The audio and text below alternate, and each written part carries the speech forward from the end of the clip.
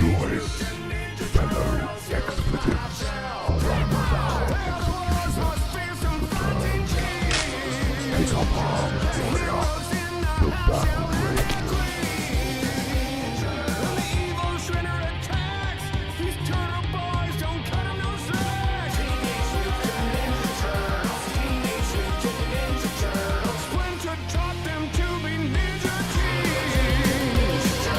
Leonardo Lee's gonna tell a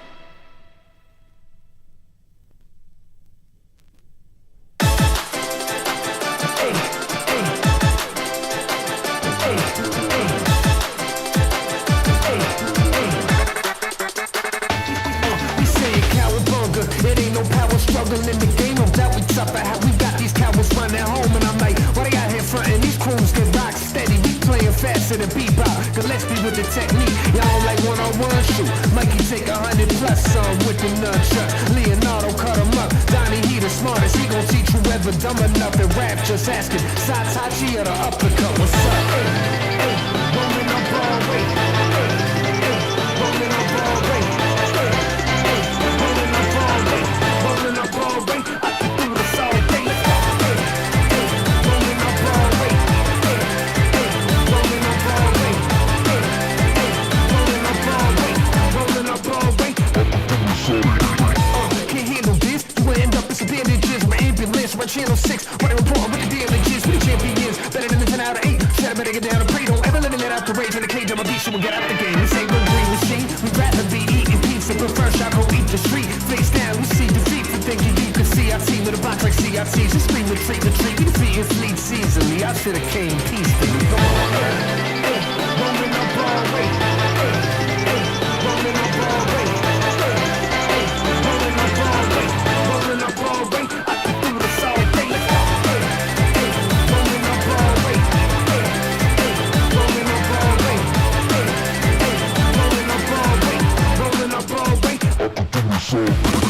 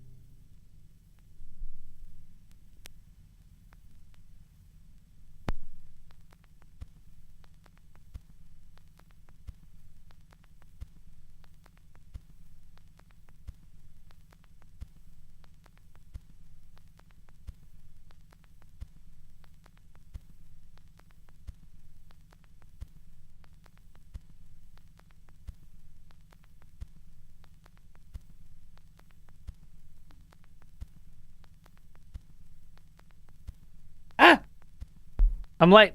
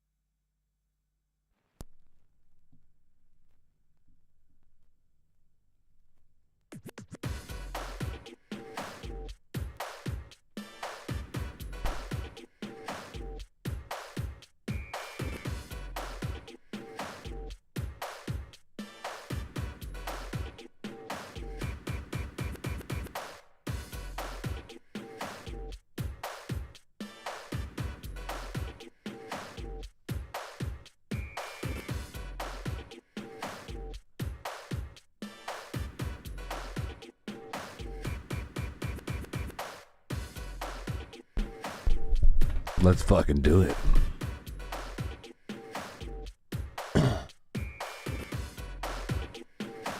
Banging music, but definitely a choice for Legacy of Kain.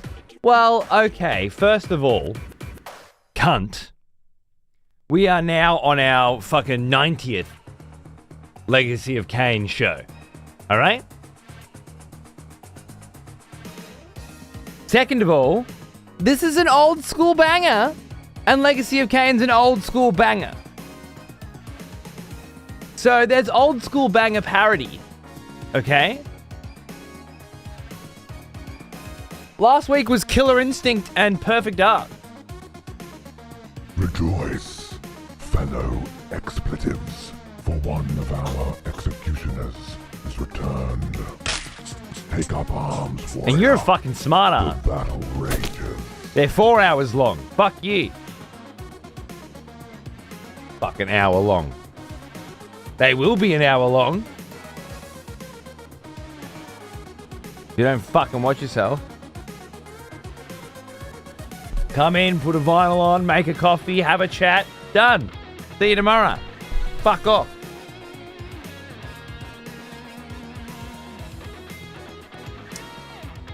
I just realized my 10-year-old daughter that probably doesn't know what a record is, let alone an LP or an SP. I didn't grow up with them. I didn't grow up with anybody in my family that listened to records. Just a couple, Pet Shop Boys CDs. And weirdly enough, the Teenage Mutant Ninja Turtles film CD with Pump Up the Jam.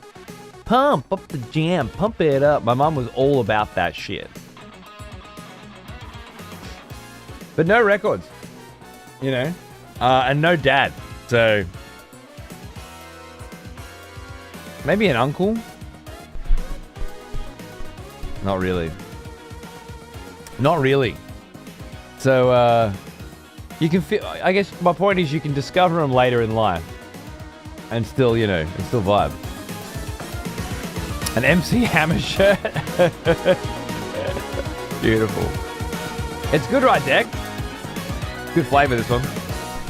There's a Wu-Tang Clan song on here somewhere, I think. The Shredder rap. I think it's Wu-Tang Clan. And it says old school banger vibes, but it's actually a new school game. And a really good one, too. I actually played it quite a bit. Oh, you got it after listening to it here? Yeah, okay, perfect. Yeah, it's good. It spins well.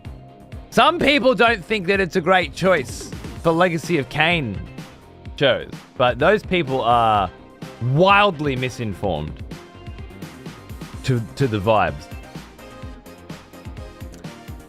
G'day, Oni. How are you, mate? Do you have any thoughts on V Rising? Yeah, I do. I have thoughts on everything, on every topic ever, by the way. So, you just ask a question. I've got thoughts on it.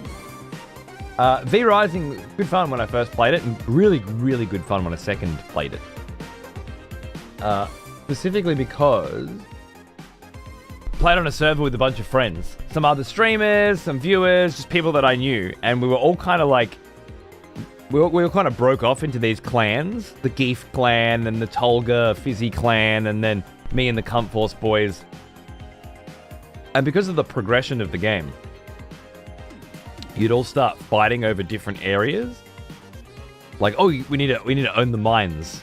because that's where that's where we need to be grinding right now to get materials to upgrade. And then later the mines become a fucking wasteland because everyone's over at the village. But the people who couldn't keep up with the pack would then be in the mines finally, because these giant vampire lords had fucking stopped battling over the turf, that kind of thing, which is really cool. And then eventually you sort of get to this weird endgame place where the most powerful people on the server are just running it, and all the bosses are dead, and then it ends. Which makes me feel like it'd be a really good game to do like speed run events of. I felt this back then as well. I thought about trying to set something up where you're just a bunch of groups trying to speed run through the whole fucking game, fighting with each other along the way. Because it's whenever that contention starts to boil is when things really start to pop off. I thought anyway. You'd be off trying to get a fucking boss killed in some fucking area with cathedrals, and then all of a sudden you bump into another clan that's there to fight the boss as well, and kind of a special type of multiplayer small server-based experience, kind of like those survival games, Rust and Conan Exiles and all those, but with a very different flavor. I also thought like it was really just good mechanical stuff, like vampires needing to hide in the shade and not be out in the sun, and then you get all your different forms, and kind of had a lot of Blood Omen energy. Now that I think back to it, I hadn't played with Blood Omen when I first played V Rising, but there's a lot there. That's very cool. The next beat 'em up on my list is Marvel Cosmic Invasion. I heard it was pretty fun too. I was supposed to do a sponsored gig for it, and I turned it down flat because it's a Marvel game. Even though Indy sent it to me and I should have had a look, and then I had a look at it a bit later and I was like, oh, damn, might have been the Marvel game that I would have actually enjoyed. Fuck, I should have looked. Oh well. Now I'm gonna wait to buy my own copy of it someday. Play it with Xander.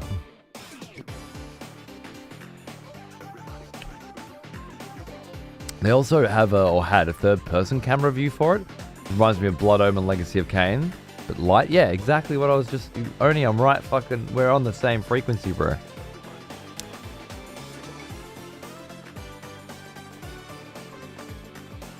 I might try and play it with my wife and sons, maybe. Once the baby's older and we can actually do some 3-player stuff together again. I've always thought they'd like V Rising. Xander's already got it, actually, because we played it together a while ago. I put 138 hours into it, by the way. 138 hours of V Rising. It's a lot more than I thought, to be honest. Banger.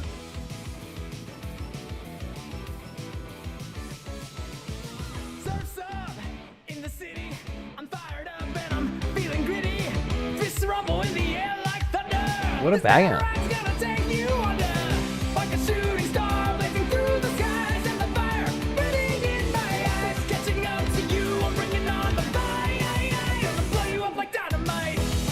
Autumn time decks? Yeah, nice.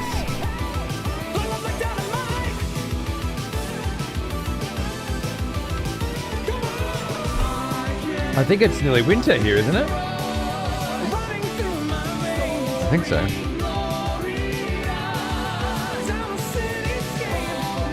Early 90s cartoon music? Yeah. They actually, the first song on this album is the intro from the 90s Teenage Mutant Ninja Turtles. Straight up. Straight up. Fuck, I forgot.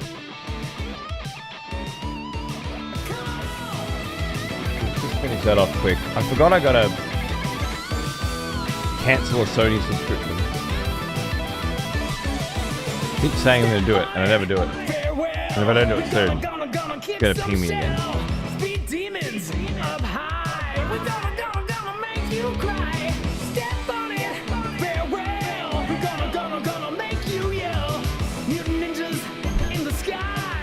I just remembered, so I should do it now. Wait, this isn't Saros?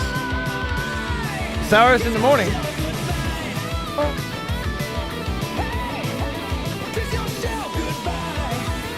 Why would it be Saros in the morning, darling? It's been Legacy of Kain in the morning for like 4 months now.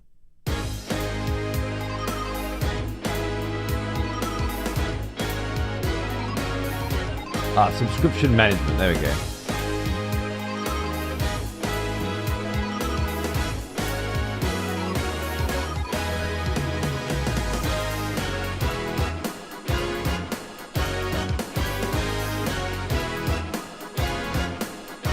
Easy peasy. You just can't do it on phone, apparently. Nice. I know, I'm joking. Oh. It must have gone over my head.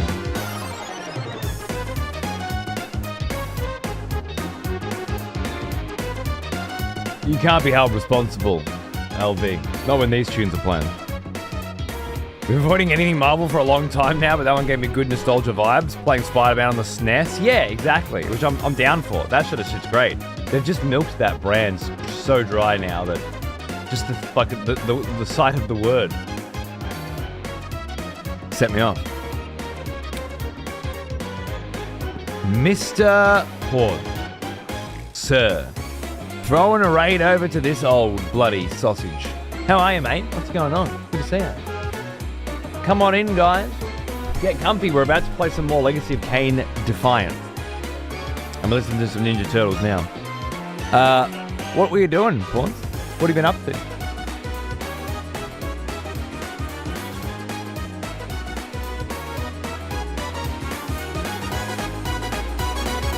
Oh, so good. Jamalki and Blindy sent their folks over earlier, so there's some of theirs mixed in as well. Nice. Some blind IRL, Jamalki and Port's energy. I'll take it. Cheers, boys.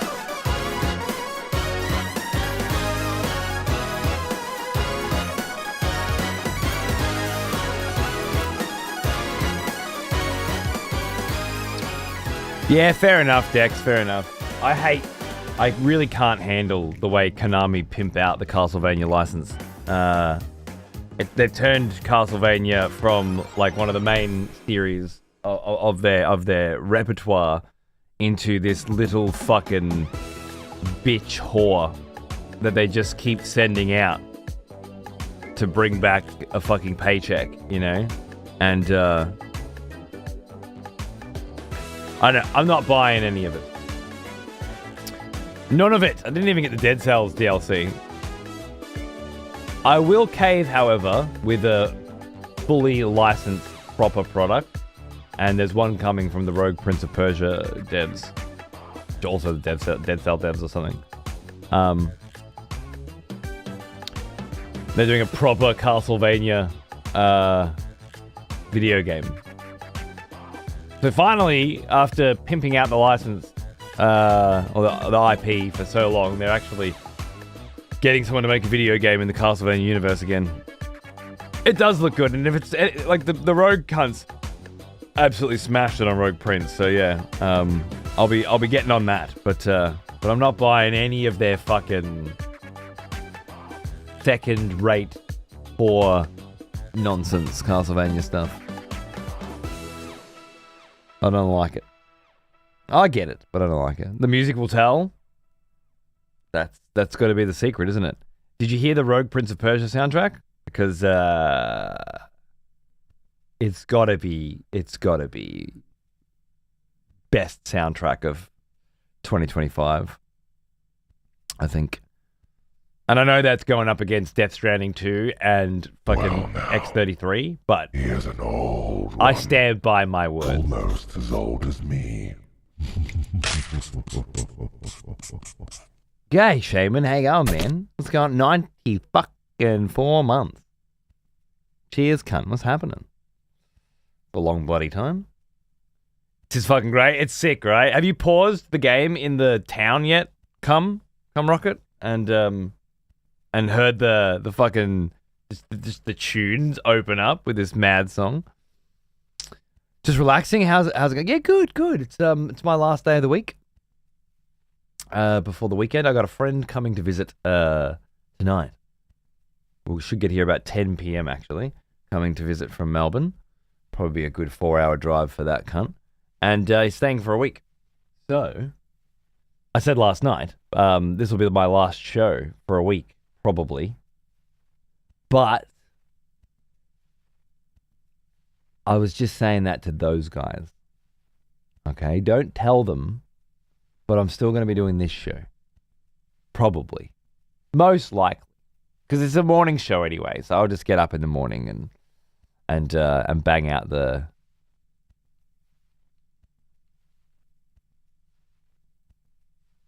Why would I be talking about you? I said I got a friend coming to visit tonight from Melbourne. How the fuck is that you?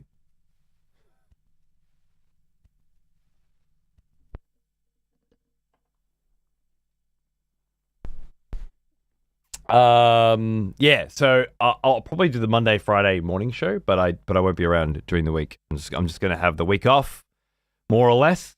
I'll be in the garage painting and playing Warhammer, I'm sure, but yeah, just have a bit of a reset, bit of a refresh. I didn't hear the Melb part. I just heard friend and thought, fuck, you're cute. When are you coming then, mate? Stop all this fucking sexual innuendo, this fucking dancing around. When are you gonna put it in? You're just a fucking tease. Have you seen the Star Fox announcement? I never expected that remake, if I'm honest. Or is it a remaster? At any rate, I had no idea it was in the pipes. Neither did I, and I haven't seen it. But I heard, well, I just keep hearing people say it's like the fucking third or fourth time they've remade Star Fox 64. And... Ah, yes. The smell of proper devotion. I must have missed that.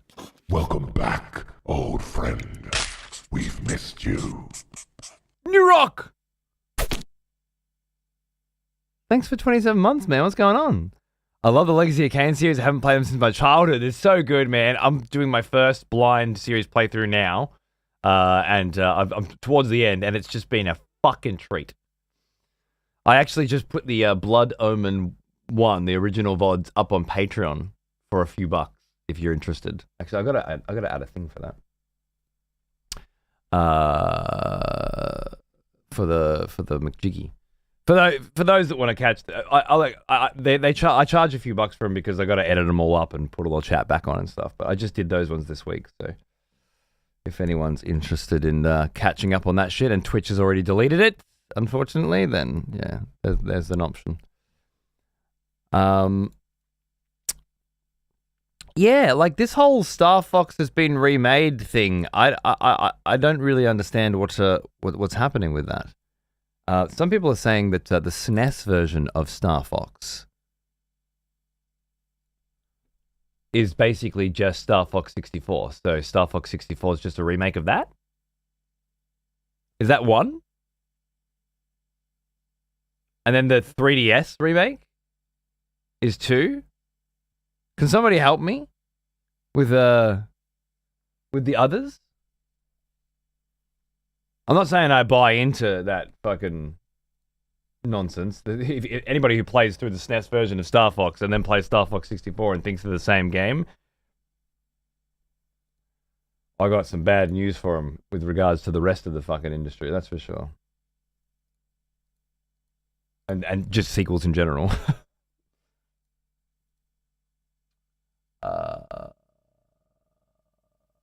Where is it? There.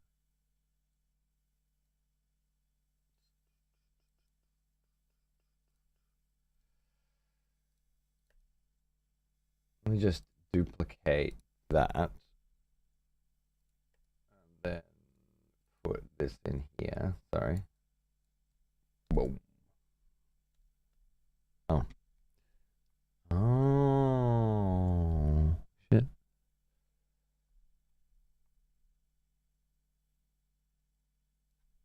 Legacy of Kain, Blood Omen.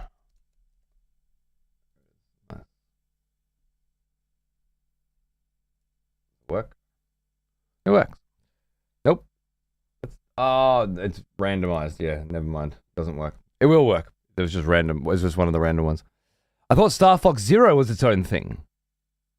Wait, Star Fox Zero is a remake of Star Fox 64?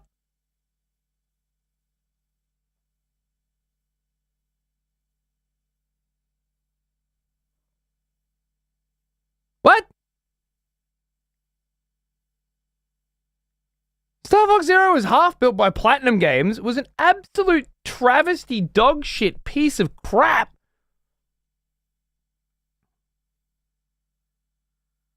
Whereas Star Fox 64 was a masterpiece, right? What Warhammer? 40k, your team. Yes. Tabletop. Necrons.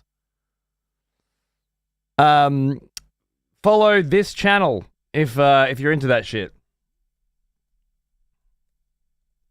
Because that's my garage. Which is where I play that shit.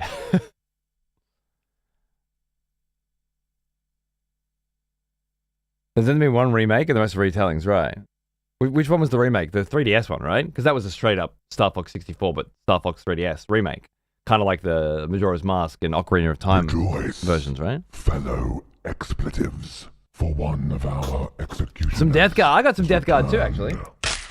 Take up arms, warrior. The battle rages. The battle rages. Thank you, Evanescing Smile. Good to see you. Hang on. Just a little kill team of Death Guard that I got with a Tomb World Necron pack. They seem really fucking cool. And some Chaos. Nice.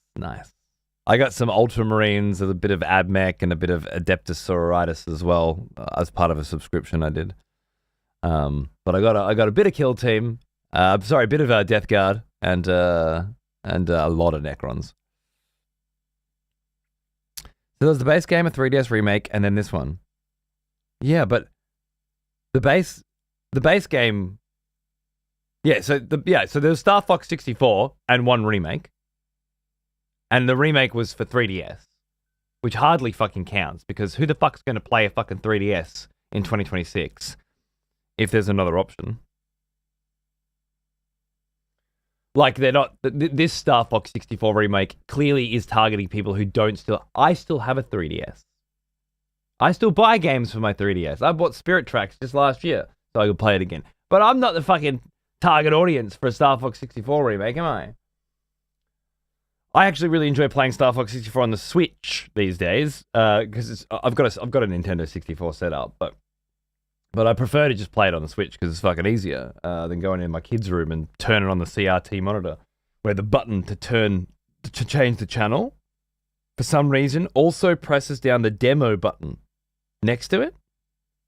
So you got to kind of like get your nail in and press it, and then lean it to the right, and then half circle twist your thumb to the right to get it to change source. Because if you go a little bit to the left, then it just starts the demo reel on the monitor.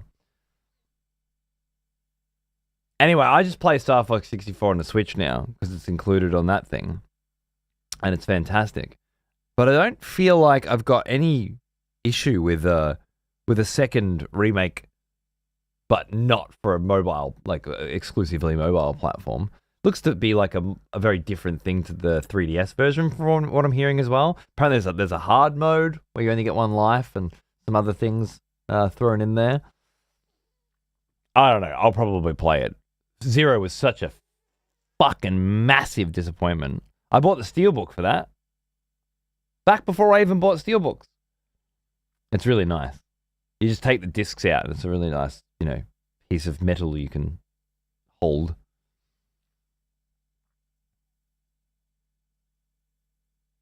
A bit random, but I pre-ordered Wazdaka Gutsmech. Picking it up tomorrow. I don't own a single orc. It's just too fucking fun not to have it. Okay, I like the energy, man. Good on you. Fucking make sure you put some photos in Discord when you built him. Noted, don't put the CRT in the kids' room. I don't think it's the kid's fault. I think that CRT was fucked well before he got it. But I like the fact that he's got a NES and a SNES and a fucking 64 in there. On occasion, when he gets grounded or he's not allowed to have screen time, he'll kind of like use that instead.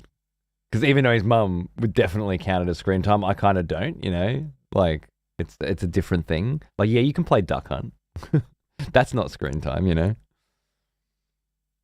The 4 remakes has mainly been a narrative to drive negativity towards the new release, but it's true that it's yet another remake, but on roids, I'd say. It just doesn't seem to me like it's anything kind of outrageous for this industry. Unless you include the SNES version Star Fox and Star Fox Zero as part of this narrative. Which if you do, it certainly creates a different kind of story. But if you don't, because that would be stupid, then I don't think there's much to whinge about.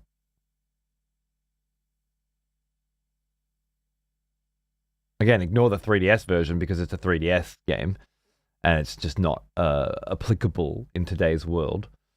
And really what you're getting is a remake of a Nintendo 64 game.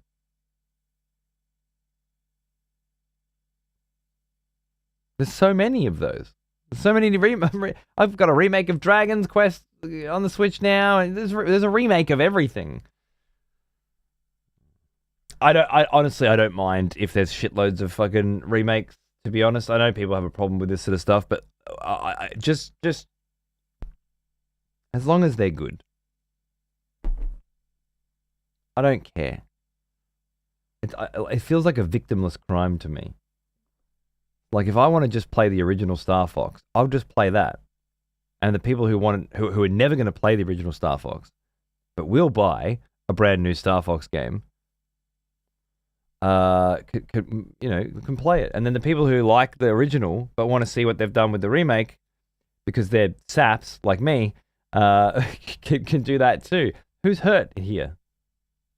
The people who want a new Star Fox game and don't want the development time to go toward a remake, perhaps? But I mean, you really want Star Fox Zero again? You really? What do you want, the Metroid Prime 4 people to come back?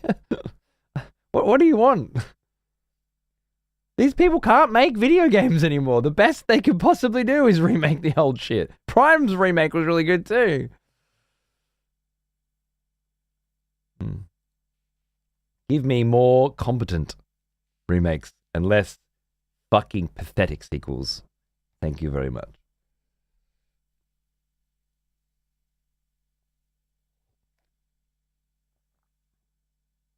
Also, can we just say for a second here, Star Fox is so fucking good. Like, the proper Star Fox is fucking amazingly good video gaming.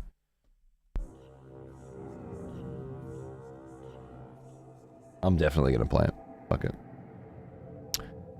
I just don't... Yeah, okay, that's a big thing too. Also, a much more interesting announcement that has apparently come out around the time of the Star Fox that I discovered yesterday was that Nintendo are now officially taking a fat shit on retail stores across the globe and removing the parity of digital and physical prices. So apparently, all Nintendo games will have a $15 cheaper digital version moving forward, which is pretty interesting. I want Nintendo to make a comeback and say, bro, a comeback? Did you not see that they turned their console into a fucking portable console? Like, just 9 years ago? Like, they seriously went, Game Boy, Game Boy, Game Boy, Game Boy, Wii,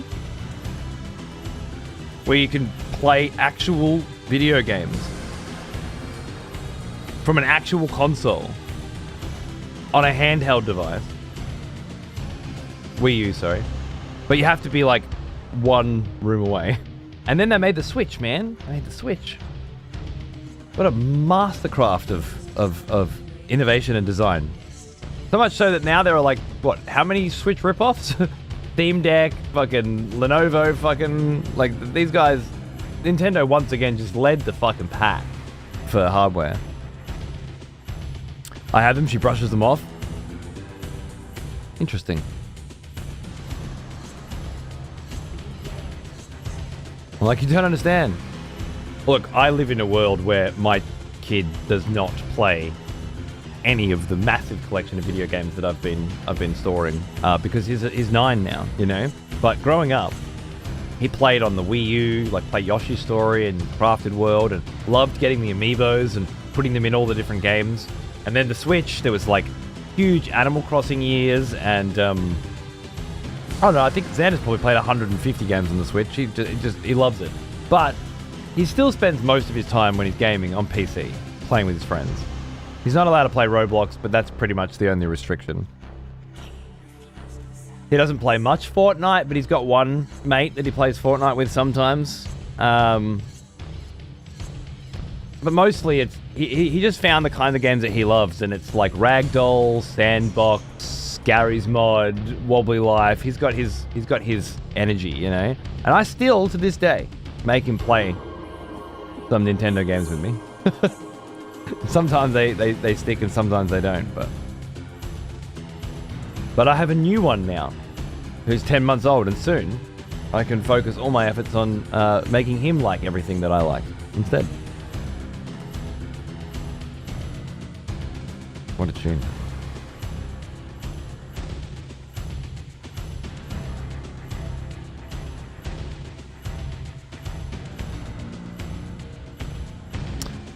Ever consider that consoles in general aren't bringing the hype they used to? Are they not?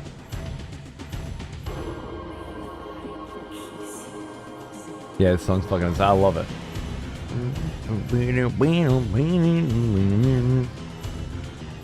Consoles not bringing the hype? I'm thinking like NES came out, hype. Atari, NES, Sega, Super NES was ridiculous. Oh my fucking god. Mario All-Stars, Super Mario World, Legend of Zelda, Link to the Past, you know. F-Zero. And the Sega Mega Drive was insane. Fucking Sonic and...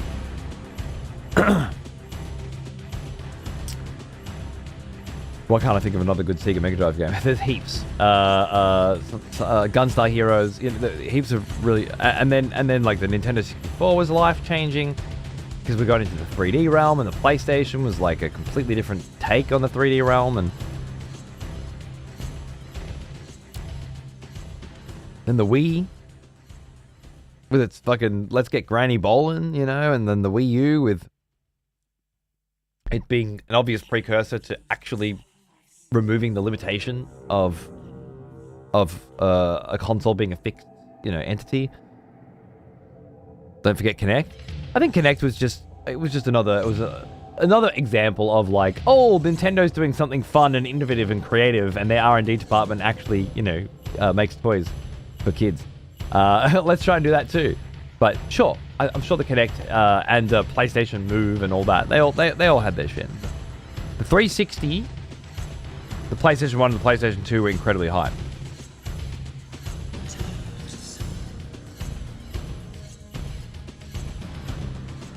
I mean, they were all good too, yeah. That were when video games really started to become something more than a pastime for nerds. So it was a big moment. Big budget, big energy shit was happening. But it didn't die off there.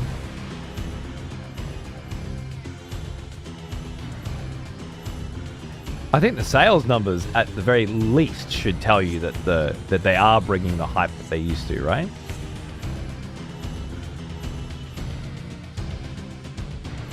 It's just, the way you phrase it is ever consider that, which for you is like you're postulating that there is a fact, and the fact is that consoles aren't bringing the hype they used to.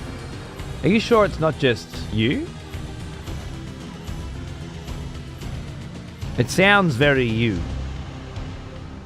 Consoles are still fucking huge in most places in the world, particularly with children.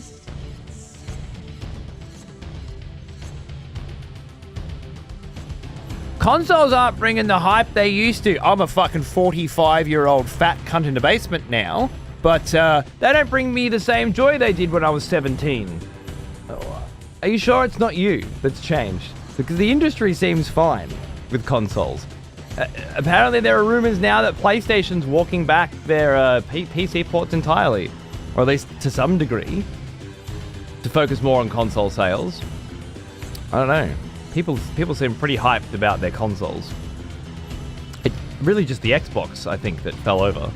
and disappeared. But they moved all of their shit over to PC with Game Pass anyway and went down a very different direction. So I don't think the loss of an Xbox was felt keenly across the industry.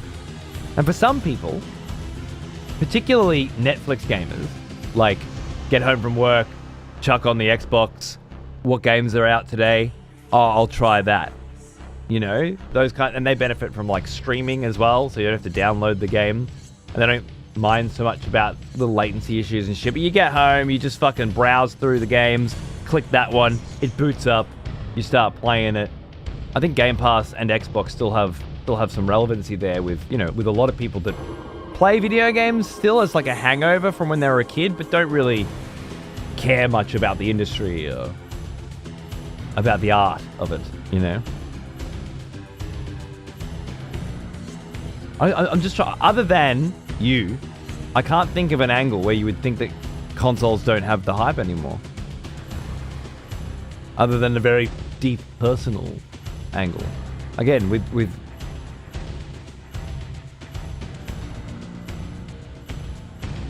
anybody who considers themselves a video gamer must have all of the consoles so they can play the new exclusives, right? Because you have to. You can't play Saros and Mario Kart this week if you don't have a Nintendo and a PlayStation. So you got to have them. And anybody who's grown up with consoles their whole fucking life, maybe this particular generation is a little weak. But it does let you play, like, when I say that, I mean the Switch 2 and the PlayStation 5 are very light on exclusives. But they do, in their defense, let you play all of the previous generations of video games way better quality and frame rate than they could before. And they do have the benefit of the sweet-ass controller for the PlayStation, the sound design, surround sound and stuff. And the Switch has got its portability and its great new fucking controls and stuff. There's still stuff there. I'm not saying I feel like I got good value this generation per se, and it may be starting to, the tide may be starting to shift, but I think it's too early to say that there's no hype there anymore when the Switch 2 is like one of the most gorgeous pieces of technology ever to exist.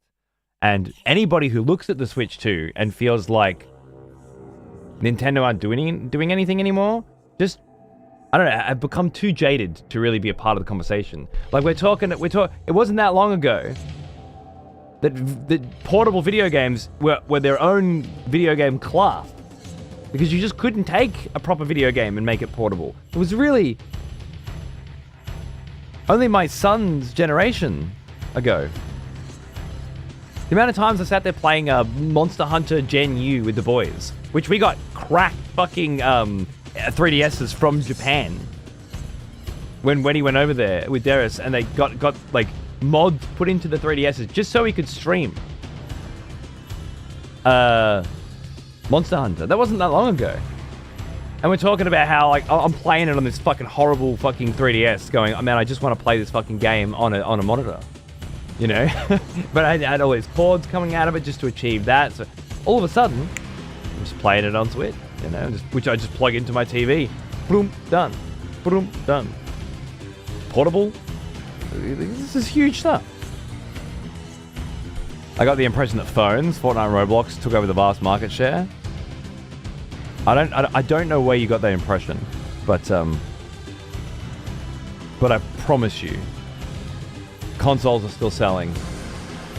Console video games are still selling. Kids still love them. There is more competition now because of things like Roblox, but there's a shift in that generation's gaming as well. They use these places to like hang out and commune with their friend groups, less sit at home and play a video game by myself. And there's shitloads more people and shitloads more of their generation are playing video games than there ever were in ours. So I feel like it kind of offsets. It's an opinion versus a fact, but I don't think my opinions are baseless. Maybe, sure, maybe.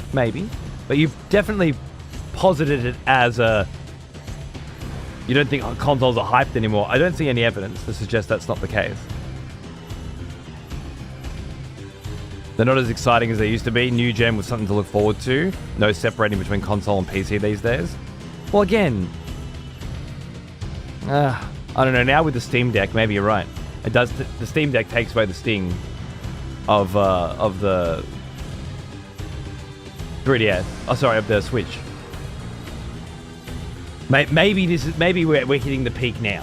Where finally there's not much difference between them. But I think it's still a little too early to call. No, I get that, Nova. I think so too. Unless you got a massive back catalog of PS4 games that you really want to see in 60 FPS, I don't think there's much of a reason. But it's also exclusives is like what exclusives are on the PS5 that you really want. I bought a PlayStation 3 to play Metal Gear Solid 4 and I'd do it again today, right? But I wouldn't buy a PlayStation 5 exclusively so I could play a Demon Souls remake or Saros, you know?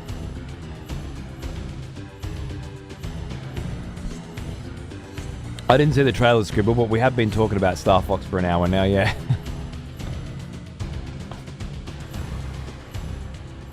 Worth upgrading from the 1 to the 2? It depends. I didn't buy any other Switch than my base Switch 1. In fact, I opened it up, took the CPU fan out, and put a new one in because it was fucking up.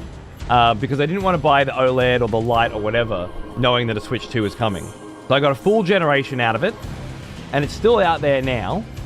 Usually use it to drive the Mario Kart around with the camera on it and chase the baby, which is brilliant. Because it's like this giant Attack on Titan fucking baby with this little car cam, and it just grabs you and throws you, and you're fucking, you know, Mario in this little... It's outrageously good tech. Just like the Labo and everything. Again, Nintendo got so many good ideas if you're a kid, and if you're a parent with a Switch, and you buy into some of these little gimmicks, fuck, you can have some fun with them. Watching one kid chase the other kid around the house with a Mario Kart car, and every time you bump into the giant baby, Mario, like, jostles, you know? Like, it's fantastic stuff. I was ready for a Switch 2, so the day that we bought it and retired the Switch 1, it felt fucking great, you know? But we just played the same games we already were playing on it. It's just that some of them ran better, and the controllers felt way fucking better. Both the Joy-Cons and the new Switch 2 Pro controller, which might be the best controller I've ever felt. Fucking unreal how smooth that thing is.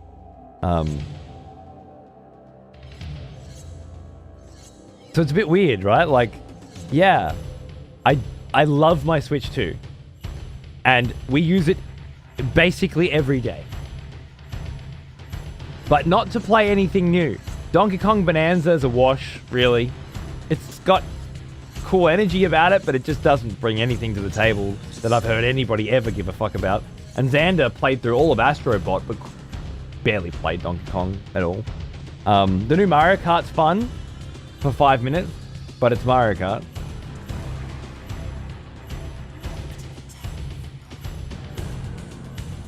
Is there anything else new? I feel like I'm missing... Kirby Air Raiders, sure. You know, whatever. Rogue Prince of Persia? Oh, I'm playing that on it, but you don't have to play that on the Switch. I like it on the Switch, but you know what I'm saying. I got Saber Switch too, as much as I didn't want to admit it. It's lovely. The whole thing just feels great. It does. But if you're using a Switch 1 all the time, get a Switch 2.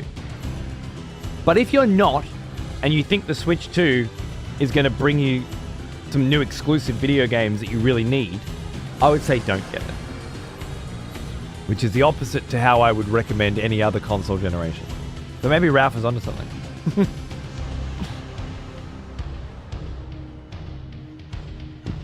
Was to make a consideration, I could have made it more obvious that I was stating a subjective opinion, but a lot of the time that ought to be taken as given. You're saying that I ought to have taken this statement as a given that it was subjective.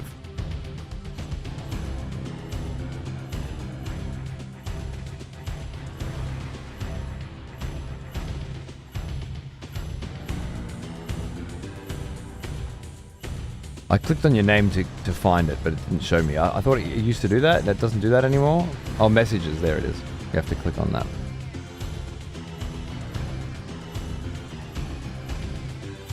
Ever consider that consoles in general aren't bringing the hype they used to?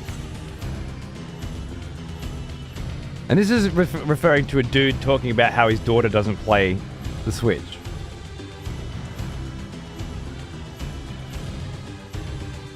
I don't know, it doesn't read like an opinion to me, but more a statement of the industry in general.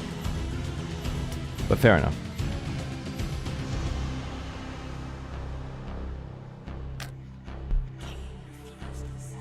The last ones I had with the PS2 and GameCube, I just wanted off the treadmill. Fair enough. They were both great consoles. With fucking great fucking video games.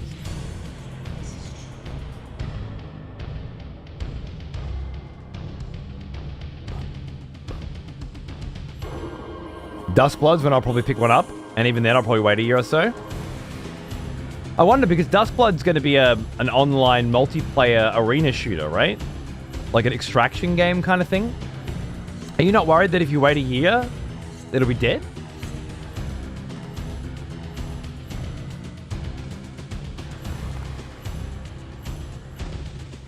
Yeah, Rickus, how are you, mate? Cryptstick, I'm doing great. Gaia Shield, what's going on? G'day, Broly on YouTube, how you going? Yeah, good, good. I'm going to be taking some time off for the next week. Although I'll probably be still doing my Legacy Kain streams. So I'm pretty pumped for a bit of a rest. In a sense, consoles have become glorified proprietary intellectual property gatekeepers. The hardware differences used to be quite dramatic at times to contemporary PC benchmarks, but now, yeah, fair enough. I can't disagree with that in today's day and age. I want to say something about vibe, about flavor, and about identity. Because there is still a vibe and a flavor and an identity to a Nintendo experience and to a PlayStation experience and to a PC experience. And depending on how old you are and how long you've been playing video games and what kinds of experiences you want, they are very different things. And again, you only have to look at a kid and how they use their video games to see the difference between a PC and a Switch. They're just not for the same mood. You don't sit down and go, I feel like playing a video game. Which console? Feeling like playing a Switch game and feeling like playing a PC game are two different... Like, they're not both in the playing a game category anymore. They're different activities that stimulate the brain in a different way. And it's largely because, again, the PC stuff is just social. You're just hanging out with your friends. It's all about typing in Steam chat. And Steam voice... Do you ever use Steam voice chat? My kid's not ever not on it. Uses it more than Discord. There's always a conversation going with some other person and then a chat. Steam voice chat. This cunt's never off it. I know, right? But he doesn't get on there when he feels like playing a video game per se. He gets on there when he feels like hanging out with his mates. When he wants to play a video game, he grabs the Switch or he jumps in the lounge room. You're playing some Rocket League, Rick. It's nice, man. Nice. I know some kids that play that. I mean, it's a new FromSoft game. I thought that's what it was. Yeah, no, it is. It is. It's the new FromSoft game, and it's a PvEVP extraction shooter. I believe. Am I wrong about that? It's not a new FromSoft game like the next thing after Elden Ring. Whatever they're working on after Elden Ring still hasn't been announced. Duskbloods is a side bitch, as far as I understand. Is it a console mover? I don't know. 4 controllers on the same couch? Dude. We had kids over this weekend. 2 kids over this weekend. Because Zan had his friend over, his best friend over, and that kid's brother. And so they had to invite the other best friend over as well, so there's 4 of them. And all they did was play Switch. Interestingly enough, they barely played any Switch games. They played Gang Beasts, Stick Fight, and Heave Ho. All 4-player co-op or competitive multiplayer games, though. Pretty much all they did. and screamed at the top of their fucking lungs, bouncing up and down on the couch. I tried to interject perhaps some Mario Party, some Mario Kart, some Smash Bros. Get the fuck out of here, old man! Alright, I'm going in the garage to play fucking miniatures. Have fun. Fuck that, then I'm not that fan of those. That's what I thought. It's you don't need to consider a Switch 2 for the next FromSoft release, as far as I understand. There will be another FromSoft release. It won't be locked to a specific console, and I don't think Duskbloods will have anything to do with it.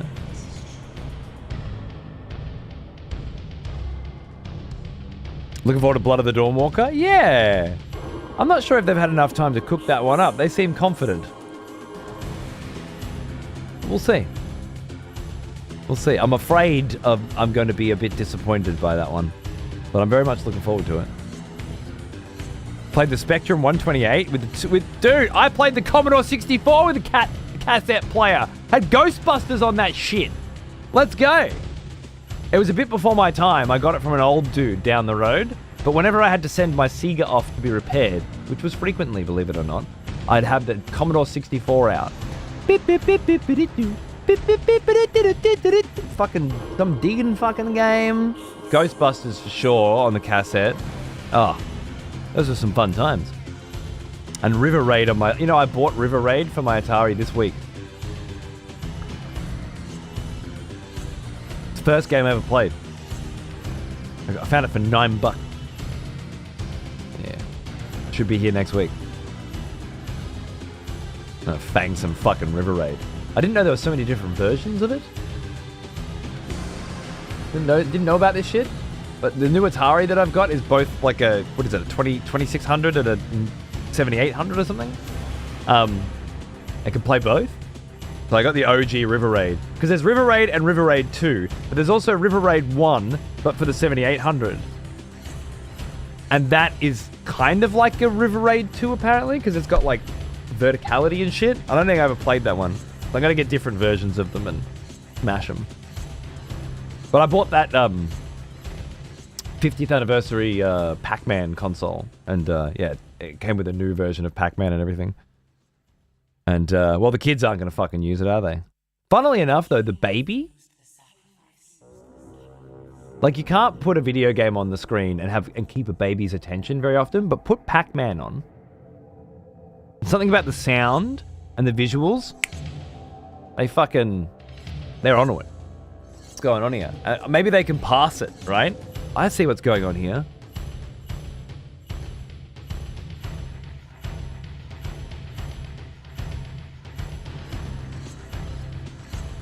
I kind of want the next Souls game to be more linear. Me too.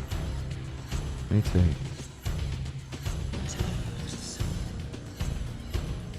Go play with your dolls, Dad, yeah. Every trial for Breath of the Dawn Waker seems to be trying its damnedest to whip up nostalgic memories of The Witcher 3. Yeah. Look, it's a day one buy for me, but I just don't want to be excited about it and then disappointed about it. I'd rather be disappointed about it and then excited about it, maybe. It's easier for me to be impressed by something if I go in with no expectations.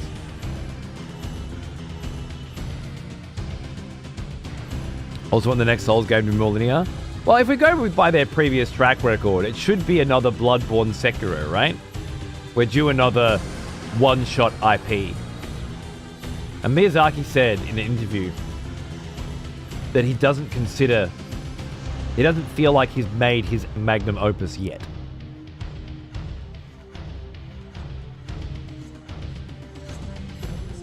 Time me the fuck up for whatever the fuck he's got going on next. What's with you having a stroke every time you read one of my messages? I didn't have a stroke, I just said...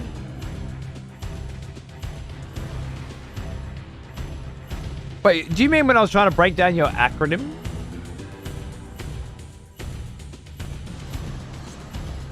That wasn't really a dig at your message, it was just a dig at the I don't fucking know what the fucking name... Before that even, which one was that one? You know what, I'm not getting into your shit. Yeah, I can't. I just have to kill you, okay? I'm sorry. I've fallen down this path too many times before. Now it's kill on sight.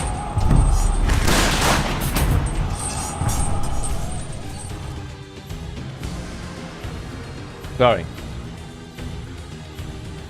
It's like the fourth time.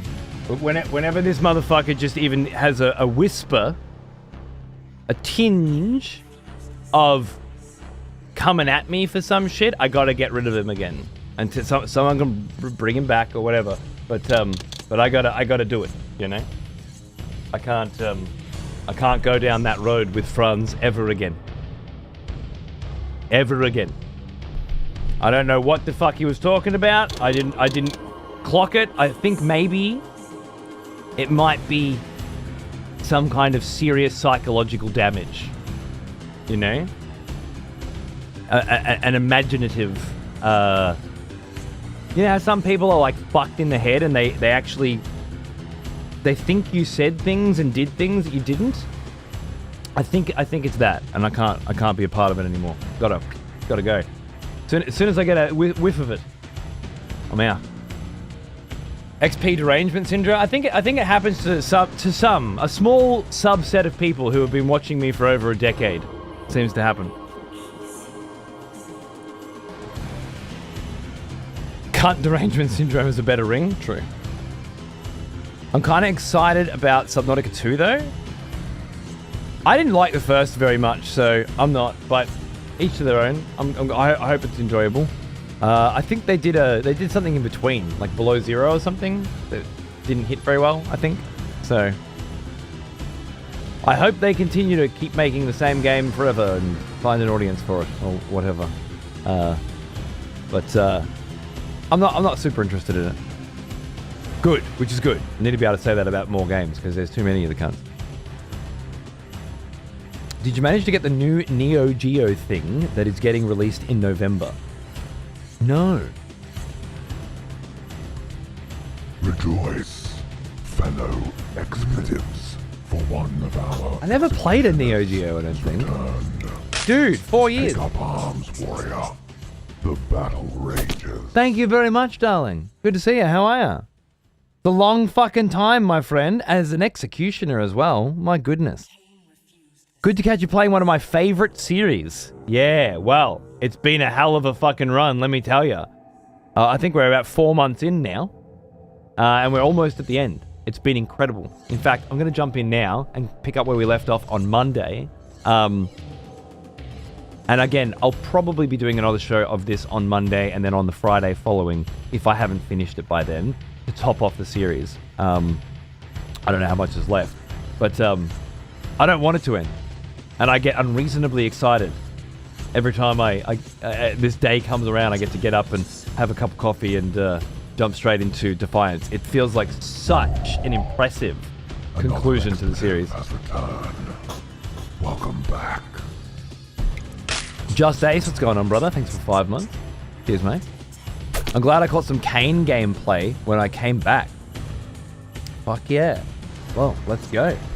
Kain gameplay. I know exactly where we are as well. I know exactly what we're doing. We're inside Vorador's Manor, and we were collecting 3 different spears and shoving them into these statues to stop the water from running. And I found 2, and I was ready to find the 3rd, and then my wife was like, "Can you pick the kid up from school?" And then I had to leave. But I know exactly where I'm at. In stark contrast to the previous show where I had left like 10 days before I'd done a show, and I had no idea what was going on anymore. Oh yes, yeah, we're going to get back to StarCraft after Saros, which is picking up nicely. I never asked you what genre are your preferences. I'm an RTS man, through and through. Always have been, and I guess I always will be. And I like third-person action games. You could call them spectacle fighters, if you want to go really granular, like Bayonetta, like Metal Gear Rising, like Dante's Inferno, though I never really liked that one very much. And of course, Devil May Cry. That would be my second favorite genre, I think. It's hard to place Metal Gear in a genre. What is it? Tactical espionage? But it's all... I think Metal Gear just is a genre. You know? So, I'd say Metal Gear. And then, of course, sort of an offshoot would be... just third-person action adventure games. Maybe not Bayonetta level of quality or Devil May Cry in the fighting, but these lovely big worlds to explore, you know, upgradable characters and so on and so forth. I'm thinking Legend of Zelda, Ocarina of Time. I'm thinking Dark Souls. I'm thinking everything that comes in under the big third-person action banner is my jam. And then maybe, although it's very difficult to talk about now, the MMORPG. Like, it's very hard for me to consider my favorite genres and not think about World of Warcraft and not think about Lineage 2 and you know what? There's none of them else worth remembering, really. I know, dude. AoE 4's new DLC. Apparently, it's the Jin Empire. And just the one faction. Yeah, a smaller one with one variant DLC, one variant Civ that costs the same amount as the Sultan's Rise one, which had 2 new Civs, 4 variant Civs, and another campaign. Right? I'm not sure. I'm not sure if it's worth going back just for that one yet. It seems odd that they've stripped back to that level. Yeah, apparently it's $20. I don't know what's going on. Oh, the new Age of Mythology is fucking awesome, Broly. And they're adding new DLCs to that weren't in the original. It's really fucking great. I didn't know you played RTS and MMOs. Really? Well, there you go. Oh, I love a good city builder. Yeah, I prefer an RTS, but I love a good city builder. Yeah. Got some annos in my history and city skylines and stuff. I'm into that sort of shit. Yeah, fucking oath. You can buy the console for about $100, or you can get the bundle with the arcade stick for like $175. There's a 25th anniversary white edition that comes with Metal Slug. No shit.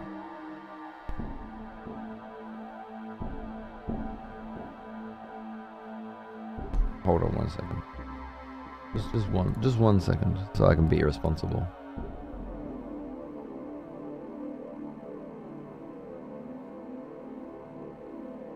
$500 for me, huh? Fuck, yeah. That's pretty nice, though.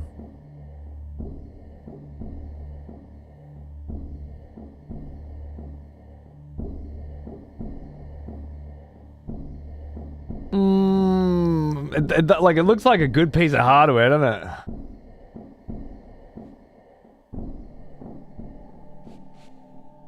I was sent a season pass, so I technically have access to it. Oh, for Age of... Yeah. I haven't tried them yet either. I want to, though. I definitely want to play some more RTSs. Oh. God, I'd love to play that.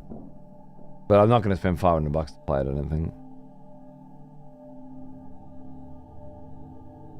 Samurai Showdown? That's fucking fun, that game. I played that recently, actually, on my Steam Deck. Really fun.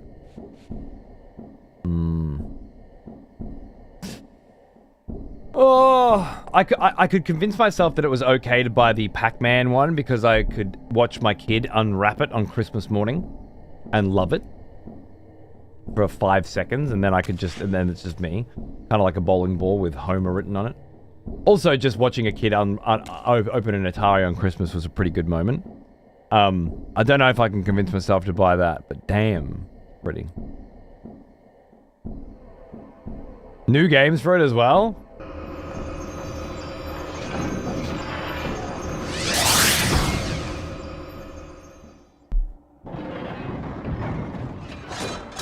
You didn't know I played RTSs? I'm doing a StarCraft 1 playthrough at the moment. I just did the first 2 campaigns, the Terran and the Zerg. Gonna start up Protoss as soon as Saros is finished. Mana Lords, I bought that and didn't try it because I thought, like, I don't want to dig into something that's not done yet. But I did buy it to support the dev seemed, you know, not AAA, very earnest. Did you try Timberborn? That one's in 1.0 now. I've spent a lot of time playing that. Really, really fun city builder.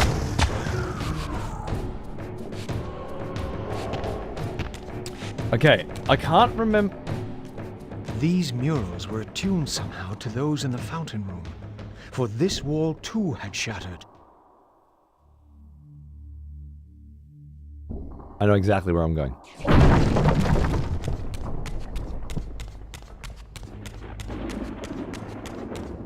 I can get here in physical realm now. I don't need to go to spiritual realm. Huge. Oh!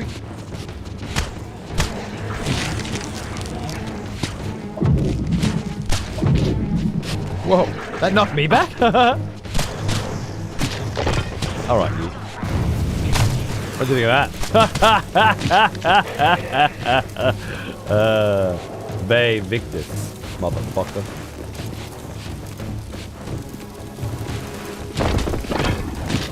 You playing, your playthrough in StarCraft is the first one? So far, yeah. I'll be doing StarCraft 2 again, but I just wanted to do the whole series. It's just been too long. I just stopped to do Saros because Saros is exceptional. And I needed to get in on that. But honestly, I'd rather be playing StarCraft still. That's just where I'm at. And I will be back to it soon. We just left off with the Zerg have just invaded Aya. And now we're switching to the Protoss to defend. You can find it on the YouTube there, Matthias, as well. You should be able to see it there. Should do some Timberborn again with 1.0 out. Yeah, fuck yeah. I built my mega dam after 1.0. Nice. I've been tempted. It's really fucking good, man. It's never leaving the box. I might buy the standard one just to play. Fair enough. Fair enough. I can see. I understand why. I've never bought anything to collect it in my life. Everything's got to get used, you know. Got to get filthy. Just who I am. But I think I can empathize, perhaps imagine what it's like to want to buy things so that they can sit in boxes. It's difficult, but if I try really hard,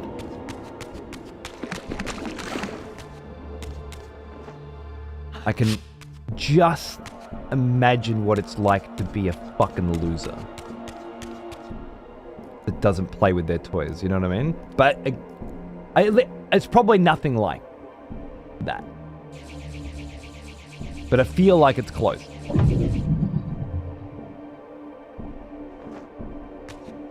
You never know though, do you? You can't be both. What? I gotta be quicker than that? That's right. I heard a lot of people crying about Saros. I ignore recreational outrage. The game seems good. What were they crying about? Do you remember?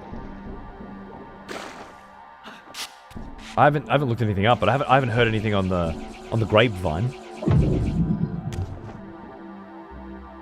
Shit.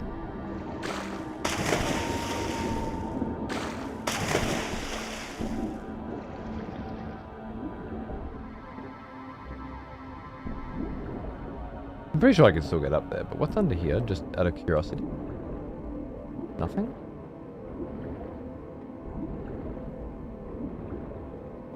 Wow, it's just more eternal. Are they the same people that are whinging about the 4th Star Fox 64 remake? Some buzzwords about the story. Oh, it's the woke stuff? Oh. I think after last night's cutscene, I know why. I think it has a gay in it. I think it has one of the gays. I think it might even be a gay convert as well. Perhaps this arcane worst of emblem the will gays. unlock the sealed door in the crypt. You know? This golden seal is but the larger half of two pieces forming the crest of Vorador. Might the complete seal reveal the path to Vorador himself? Or perhaps something of greater value? We got a halfer. Okay.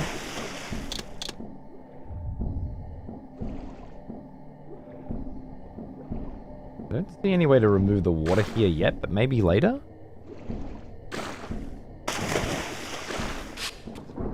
Some sensitive people on the internet today. I think it's less sensitivity and more people that are looking for reasons to be upset about something. A good example would be Slay the Spire 2 this week, which is a super interesting one because apparently Arnita Sarkisian, the DEI chick,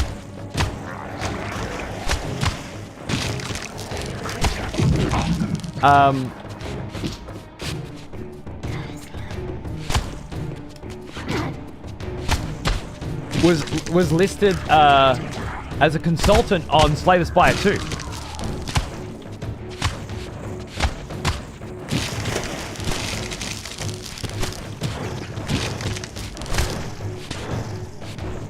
You know that?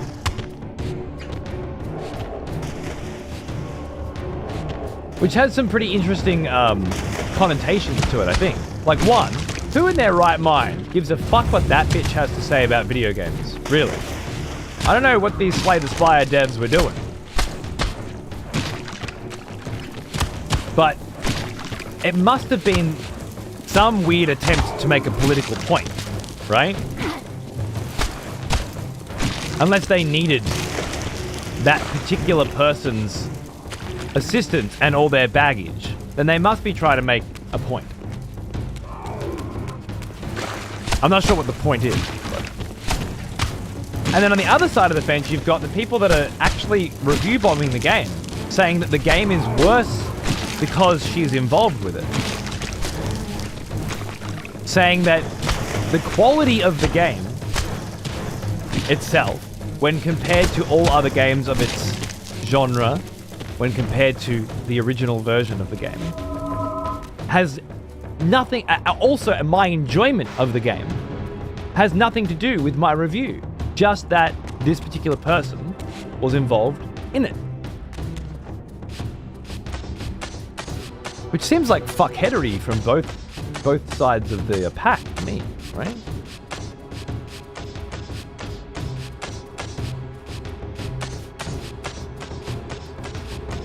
Like, they're asking for it. Like, the Slay the Spire devs are asking for this kind of reaction. And the people giving the reaction are asking to never be taken seriously about anything again by criticizing something without an objective or subjective basis on the quality of the work. Which means the only people that will ever listen to words that come out of your mouth again are other people that do that. So you're a review bomber, and the only people in the whole fucking world that'll ever be interested in anything you have to say will be other review bombers.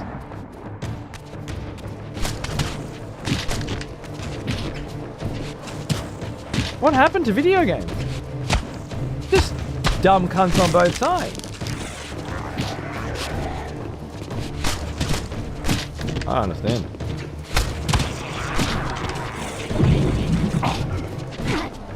I might actually have to start fighting now.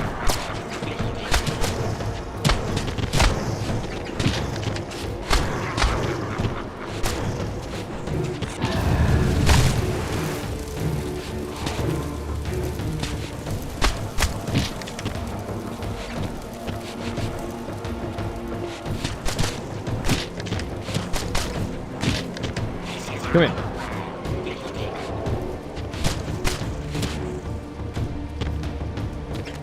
I need to eat your soul.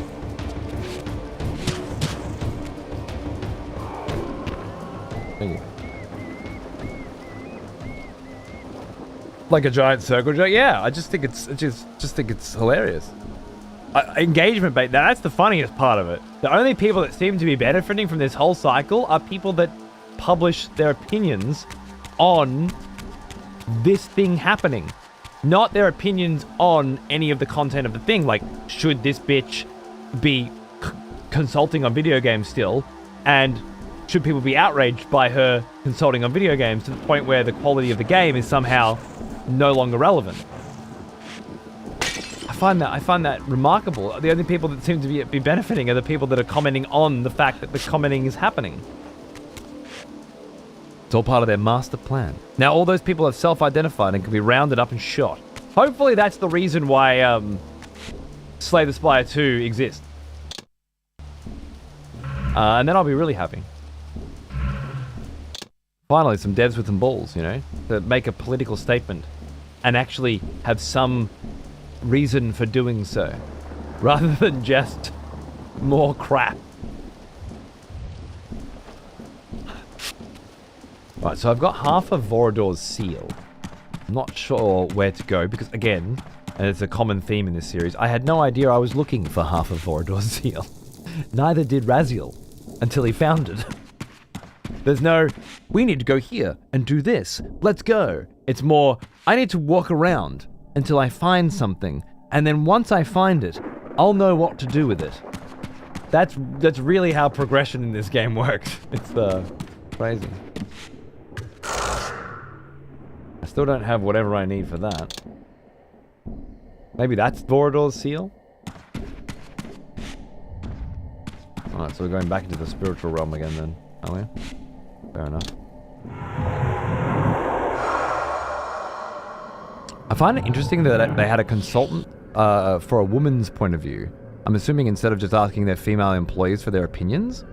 Well, I mean, there's that, I guess, but I don't know how many female employees work with them, nor do I know what their opinions are like. So it's more interesting that there's this specific agency called Feminism First or something, right? And it's attached to this particular person that has a particular perspective. And the people who made Slay the Spire 2 thought, of all the different opinions out there, this is the one we need to get, knowing exactly who that would piss off and what the downsides to that would be. Is it just, we think what she's doing is valuable and we want to support it, and we don't give a fuck about the kinds of people that don't like that? In fact, quite the opposite. We want those people to know. Like, we could have asked any feminist group to give us their perspective on making Slay the Spire an equal rights card battler? We wouldn't want anyone to get, you know, the impression that we're misogynists in our card battler drawn by a fucking 7-year-old in paint.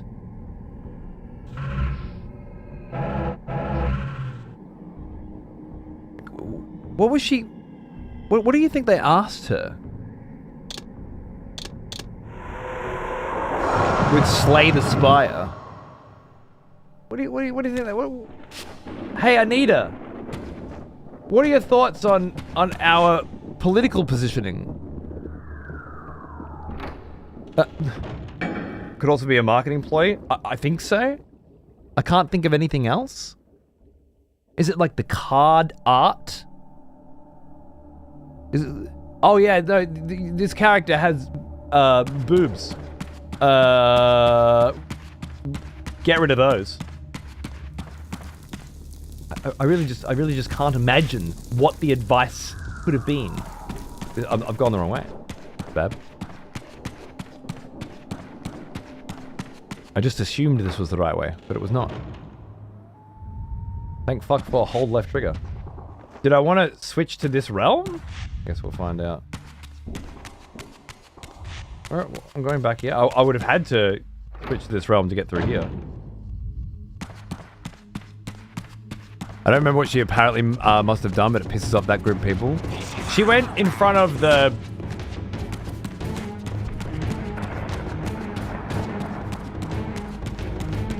European... fucking prick dogs, fucking association for video game representation and the... She went to the bosses. And she said something like, yo, bro, sick of seeing all those boobs everywhere. Women are not sexual objects to be gawded over, to be drooled over. And the over-sexualization of women in video games has been going on for far too long. And fuck Japan completely. And whatever the cunt those perverts are up to. And you know, that sort of thing. I guess the takeaway seems to be something to do with, like, sexual objectification of women has been running rampant in video games and needs to stop.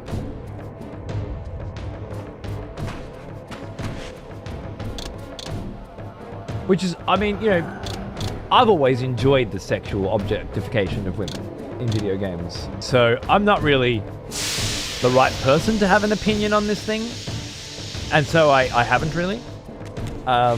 Because maybe I'm wrong, you know. I'm open to the idea that everything I've grown up on actually is bad.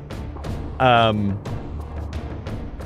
the reason I like it is because that's what I've been attuned to, right? But you're going to have to prove it to me. And so far, I haven't heard any convincing arguments. There's plenty of video games that I love with female protagonists, like Bayonetta, maybe my second favorite game of all time. There are plenty of video games with male protagonists that also have strong female characters that aren't objectified. And then plenty that are as well. Plenty that use their sexual wiles to their advantage. I'm thinking Naomi in Metal Gear Solid 4 and her relationship with Otacon, if you're familiar, where she kind of infiltrates an uninfiltratable guerrilla fucking network just by using her tits at the right time with the right motherfucker, and then betrays everybody. And it's like, do you think this is a false representation of how women throughout history have achieved their goals? Or are you saying that history is bad and we shouldn't be referencing the way in which... Because that's half of the 007 plot lines, right? I certainly don't want to live in a world where we pretend that men and women are the same. And we pretend that they don't have different attitudes and personalities and ways of achieving success and goals in life. I'm not here I'm not for the big world of everybody is a homogenous blank slate and we're all equal. I'm not into that world. I'm not fighting for that world. Equal rights? Sure. Who doesn't want all of the people in the world to have an equal say on topics that are relevant to them? You know, fucking of course. But, like, everybody is the same thing, which certainly seems to be a perspective. I'm not a huge fan of that. And there are a lot of, you know, contrary perspectives as well. If they were worried, they wouldn't. If they were worried about it, they wouldn't have let you freehand draw on the map for Slay the Spire 2. True enough. And how you going, Jim? Good to see you, man. I saw a great meme the other day of like a Conan or perhaps I think Conan the Barbarian. I'm thinking, what's the game? Oh God, I've never forgotten this game in my whole life. A Golden Axe character. So you got a Conan, you got a chick, you got a dwarf.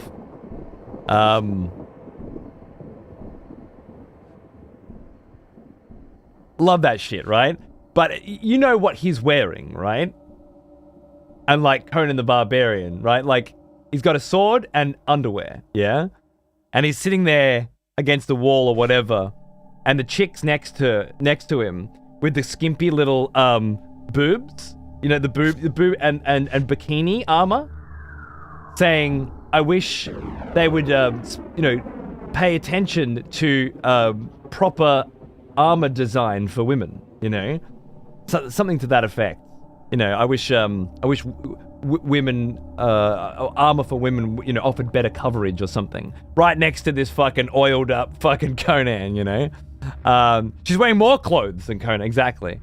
And I think that's a really good point to make.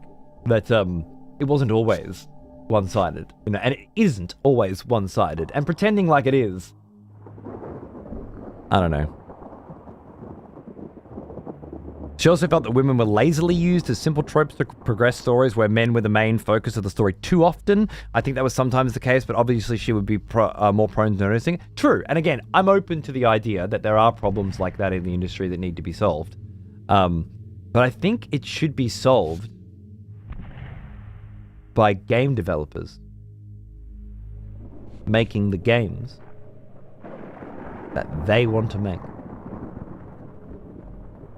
Not by whiny cunts prattling about false representation.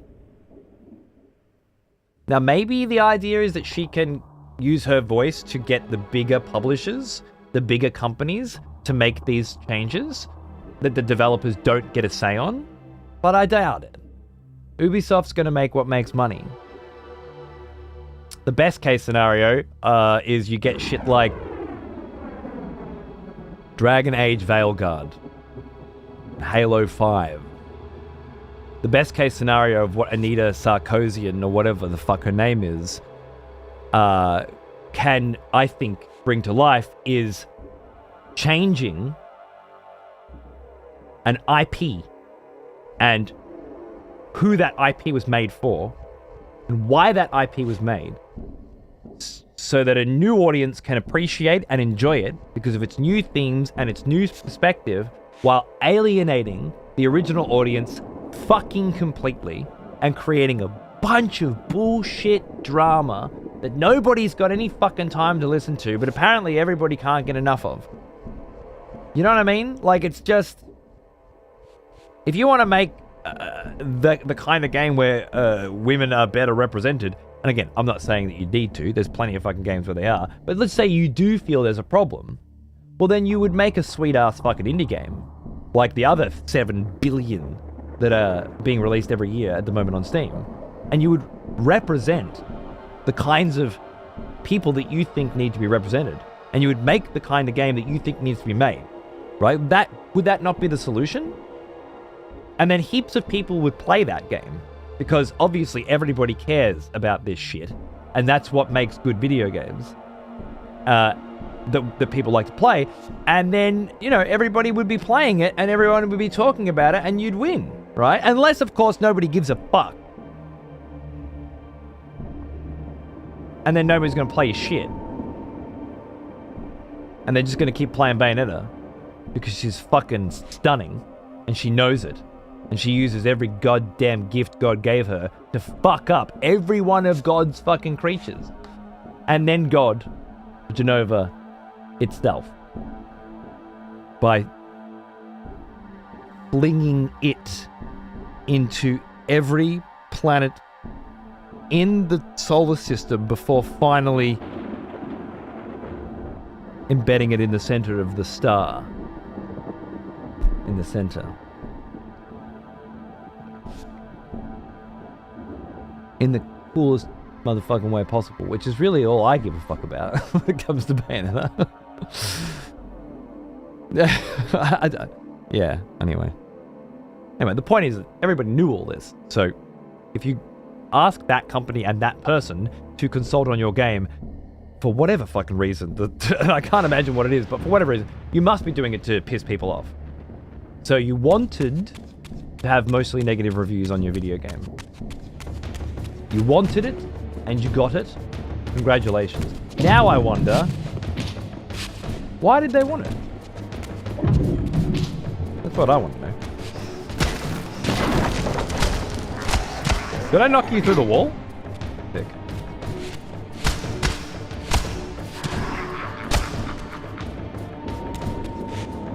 Well, I remember this place, yeah. There was definitely more places we hadn't explored here, huh? That's good.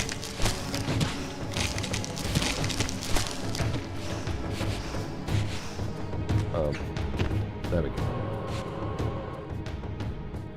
Like Sephiroth's stupid over-attack, but sexier? True. True. Dragon's Crown? I love that one. Odin's Sphere? Yeah, they were great. Yep.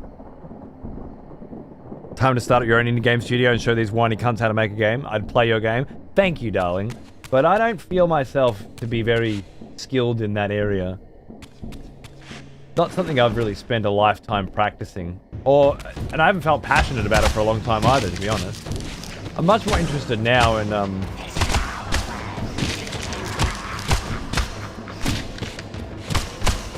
playing games. Although when I was younger, I certainly wanted to make them. I had stories to tell, you know, had ideas. Now, I've spent a whole fucking life critiquing games. The artifact I had was not sufficient. There was clearly still a missing piece to this puzzle. And I'm pretty late in the game, as far as it goes.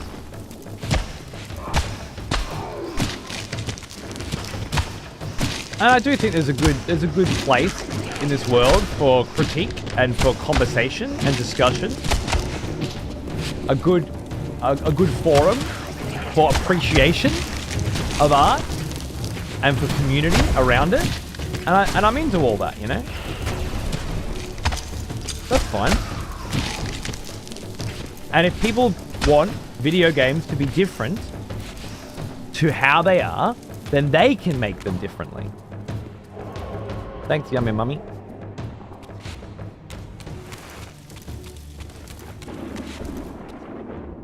In a vain attempt to make people capitulate to their bullshit views. Yeah, that sort of shit I'm not into at all. You know? I don't like it. Right, we mustn't have been able to get through here before, I presume, because we were in spiritual form, in the spiritual world or something. They are stupidly hot female version of Dante. A crossover series of those two would be insane, but she would probably pump Virgil instead. Maybe. I don't know, obviously the guy who made Devil May Cry also made Bayonetta, so they came from the same mind. I see the female version of Dante element, but Bayonetta's a whole lot more too, you know? She's a witch, an umbral witch. And there's more to that than just female version of Dante, I think. And it rests in using what you've got, you know, using your powers. Using that for me, Bayonetta is proper feminism. It's using the witches, you know, the witch motif.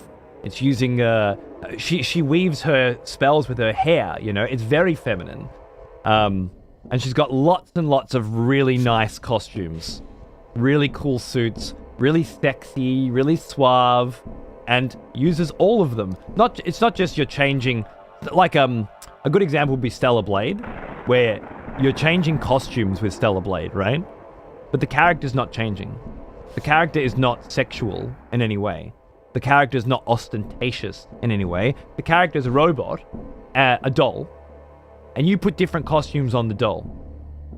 And I enjoy looking at those costumes on that doll. Again, because of a life lived in the video game, anime, cartoon space, I'm certainly turned on, or at the very least attracted. Not turned on. I feel like that's going maybe a step too far, but attracted to looking at a doll in those costumes, right? But Bayonetta wasn't a doll. She was a person who dressed that way, provocatively, and then utilized everything about her sex appeal Expletives. in her conversations, in her attitude, in her weaving of spells and casting of abilities. Warrior. The battle rages. What's going on, Nemo, you mad cunt? Cheers, brother. TGIF. Time to crack a beer. Let's fucking go, bro. Or 12. Yeah, get into it, mate. Happy Friday. Good on you. I thought the actual character design of Bayonetta was done by a woman. I gotta go fact check myself now. Maybe the character design was, but it's a Hideki Kamiya game, as was Devil May Cry. So you have to imagine that the idea of the character came from his mind, right? I'm fairly certain that's usually how it works. Hey Lulu, how are you? A2? Yeah, man, and that's another doll, right? But I think Nia did a great job of sort of explaining why characters were the way they were as well. It wasn't just we're making this character attractive because people like looking at attractive things, which is, I think, what the Anita Sarkeesians of the world are trying to avoid. Thing is, when Stellar Blade came out, I was absolutely on the fuck you people's side because of the big ruckus that they'd made about female representation in video games without ever really paying attention to the actual representation of females in video games. So I was happy that Stellar Blade existed too.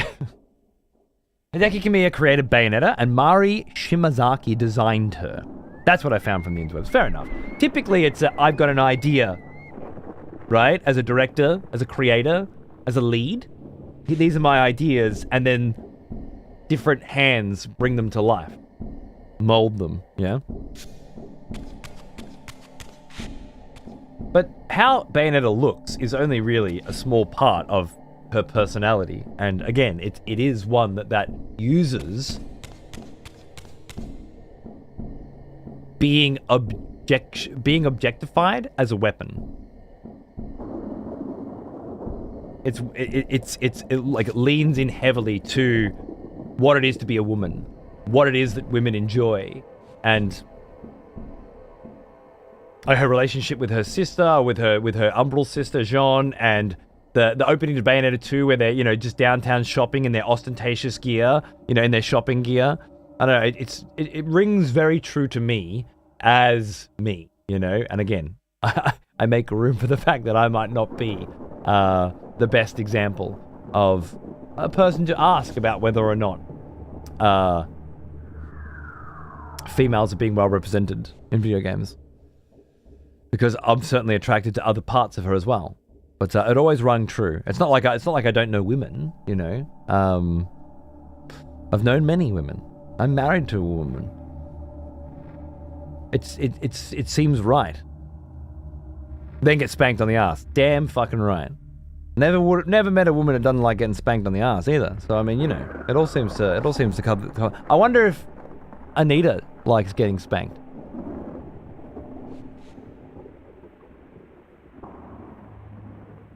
I doubt it. I don't get the impression. Oh, you're talking about you? Oh, well, yeah, that's good too. The angle is the grievance is always so heavily poured into physical depictions and not much about substance. Does seem odd. When I did adult mental health, I did some session with an OnlyFanner. Objectification will never go away when people use it to live life in easy mode. She was quite successful, worked 4 weeks on the page and then holiday for 2 months. Because it was, she was utilizing her feminine wiles to live the good life because it was easy to do so.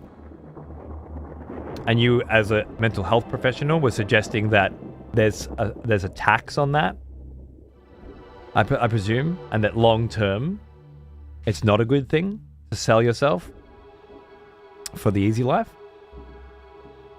Her asset, yeah, because that's big right now. Use what you got, sell yourself, because because you got to hustle. There was a big Twitch, wave of it as well. Twitch becoming a billboard for OnlyFans promotion.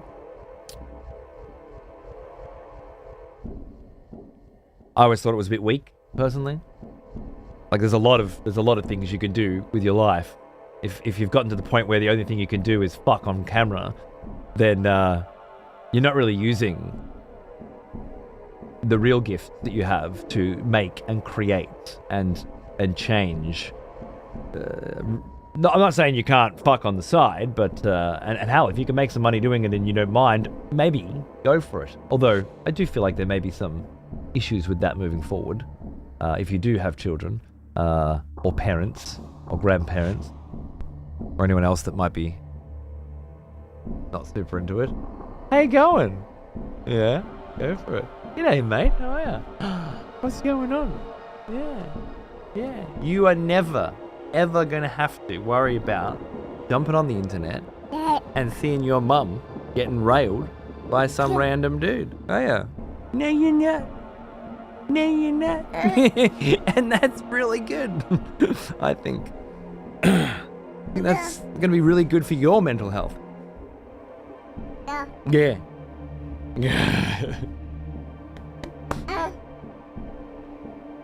But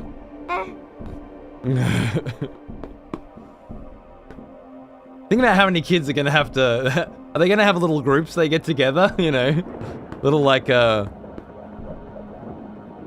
if your mum's taken more than 200 dicks, you get into a special kind of like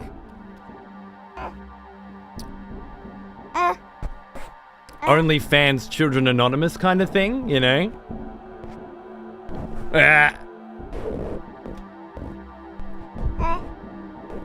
Because for some it'll just be, yeah, my mum did it during COVID, right? But for others it'll be, I cannot go to a porn site without seeing her. Help me. You know, Riley Reid has kids now. I heard somewhere she was trying to get her videos taken down off the internet. I mean, once the cat's out of the bag, I don't think you're getting it back in, so to speak. But but I mean, you know. Did you steal it again? Did you steal that again? Get it out there. Get that out of your gob.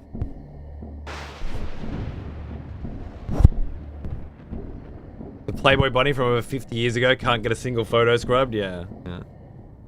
Sasha Grey went through that whole spiel. She's got a lot of really good insight on it, to be honest with you.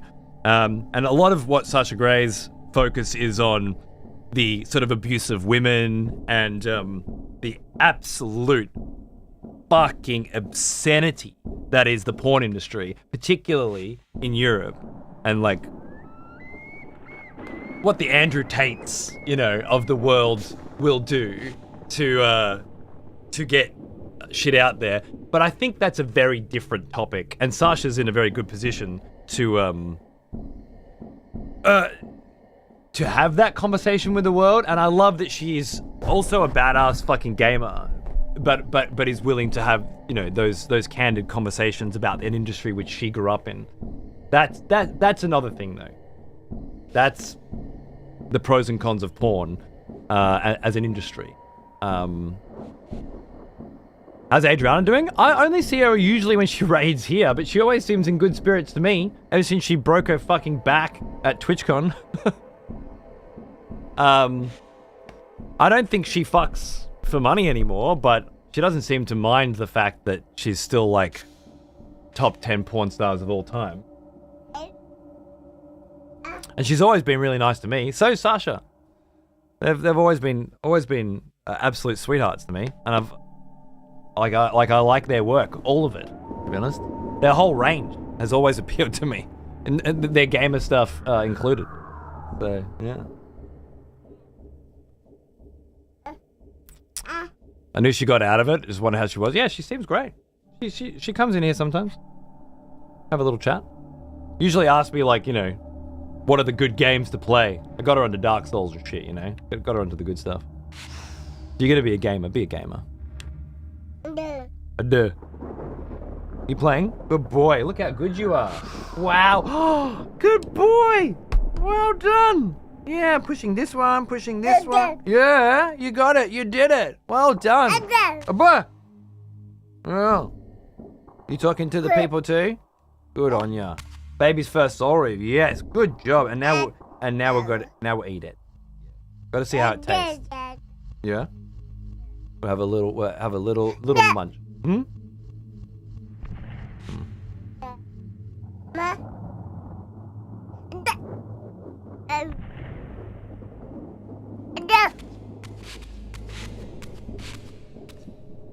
He's just playing some video games. Yeah. Where's Retro? He quit and became a librarian. Oh, where? Oh! Good boy. I'll see you soon. Yeah, what time is it? One, I'll be done in 2 hours. And then we hang. Abba? Abba? Hey. Why? Says Elden Ring's her favorite game now. Yep. Does a lot of co-op stuff as well. Probably your fault.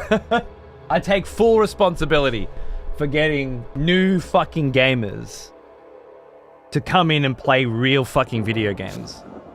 Not fucking bullshit industry fucking audience approved slop. You know? He's so compared to Xander, he never shuts up. Yeah. You can't even put him down most of the time, or he'll fucking let you know how he feels about it. We bought this giant playpen that's taken up the whole kitchen area, which is great because that's why I took the kitchen table into the garage to turn into a Warhammer table. But he fucking hates it. Compared to the little tiny cot cages that most kids have to stay in, this thing hates it. Never lets me fucking put him down. Honestly, doing a better job than you in some respects. Getting a good look around exploring a little bit. Fuck your face, cunt. How dare you? What are you trying to say? You don't actually get to see any gameplay with me around? Eat my ass. I'm very serious industry topic conversations today, and I've been in this manner for too goddamn long. I don't want to see it anymore.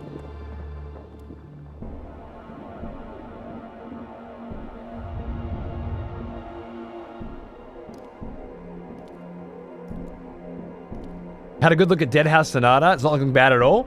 It's got most of the really exciting stuff is still in the ambitious phase, but they've really tightened up the gameplay a bit in recent weeks. It's going into early access next week, I think. So they're going to start asking for money. And apparently, they have asked the people in the forums or the Discord have requested a candid conversation about the pay-to-win, the microtransaction free-to-play structure with me. Specifically. So I'm jumping back on with Dennis.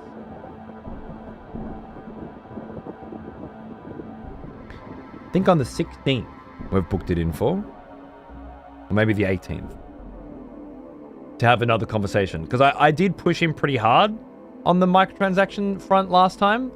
Basically suggesting that there is no good reason ever to put that filth in your game. Having platinum, stuff and even just free to play in general. Like just sell the fucking game for $20 in early access and then sell it for $40 at full release. So the people who want to get in on early, get it half price, and then don't add any fucking transactions to it ever again. Make every single fucking awesome fucking thing earnable in-game using the absolutely fucking profoundly cool Celestial Clock system, which basically means, for those of you that haven't been following, it's a game where there's no drop rate. You don't grind enemies hoping that it drops a certain thing. There's a massive year-long calendar with weather and month and time of day and fucking all these other different variables that lead to the specific weapon that you get.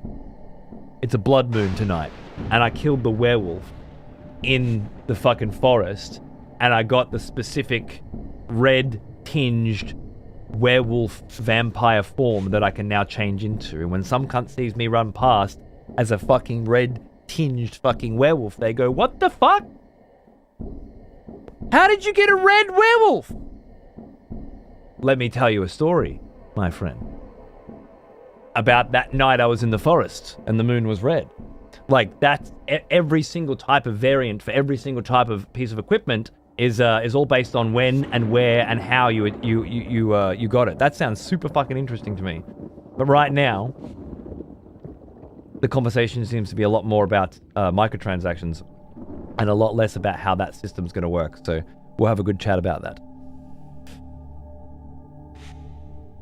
We do want interviews. When do we want them? Oh, whenever it's mutually convenient for the two of you. Yeah, I'm taking the next week off, so it'll be at the end of that.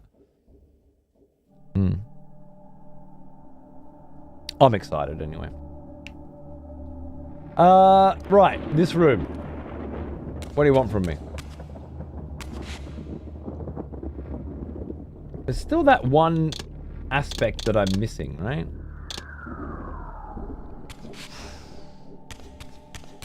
Wind? Ah, here we go. Oh.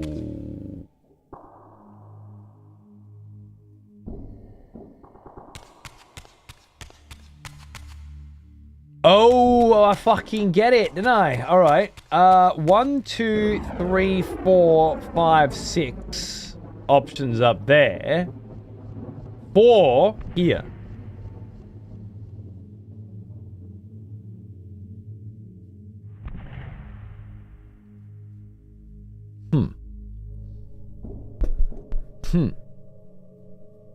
I just imported Soul Reaver 1 into Blender. It's like just sat here in my layout. It's wild seeing it all.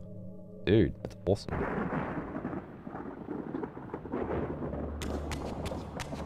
I'm just gonna start with the basic.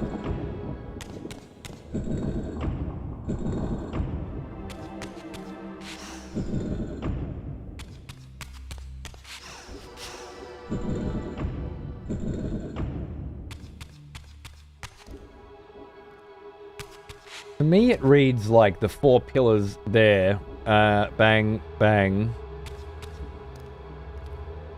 Bang, bang. And then there needs to be 2 more here, which is light and dark.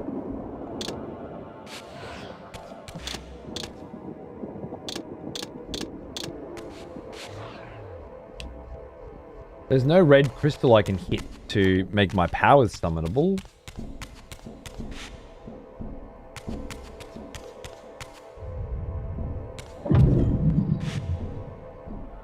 Don't think there's any.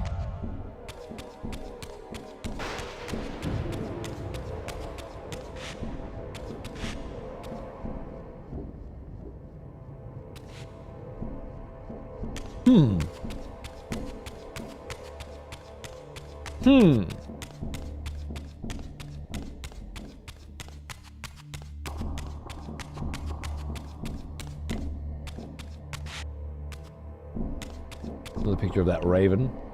Did we get an ability last time with the raven chick?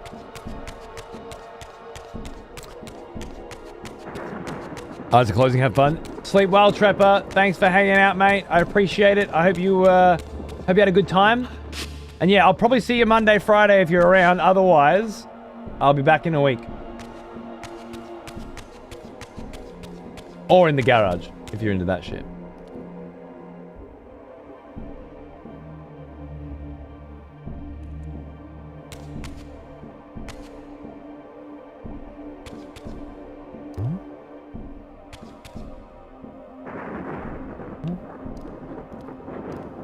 What am I missing?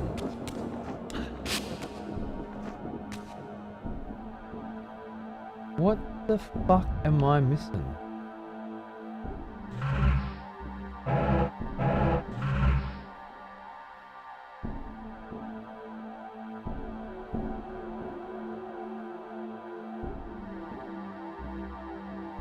Map's fucking sick.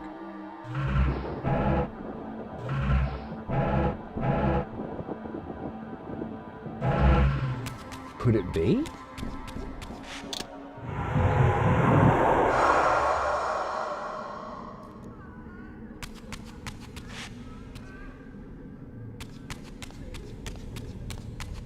Nah, I don't think it is.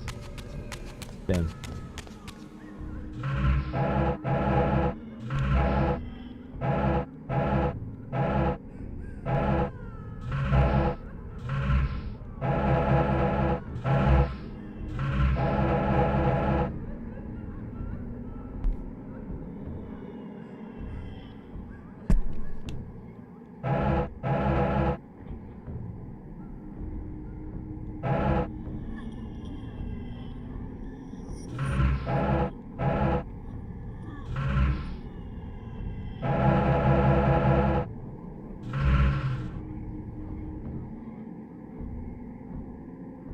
I'll never buy something that launches in early access with an alpha build, but has a functioning microtransaction store.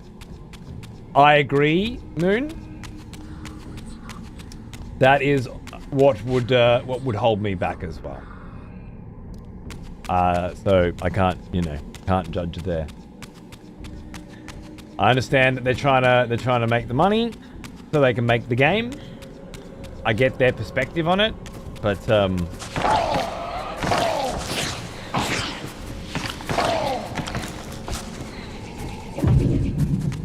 it doesn't seem right to me either.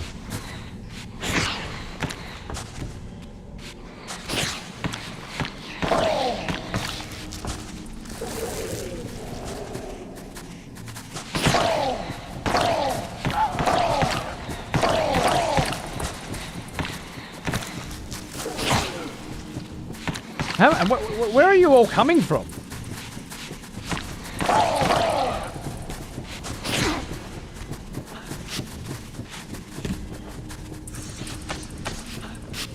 What do you want from me?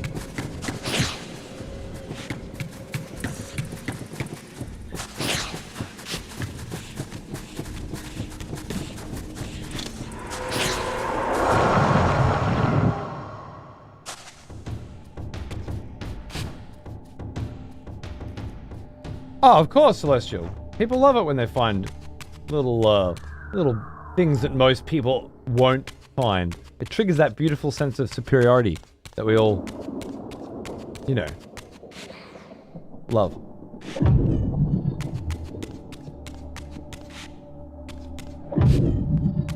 I think. Or is that just me?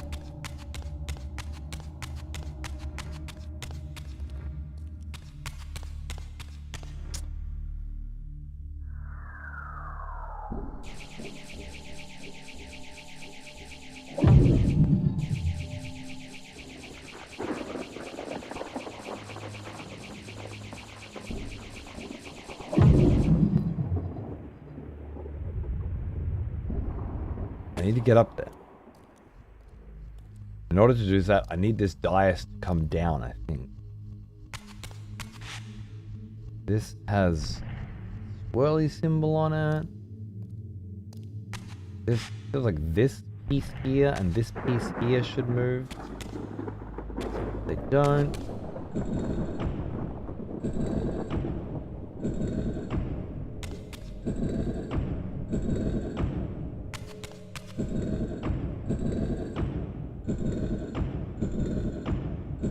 They don't have darkness or light on them at all.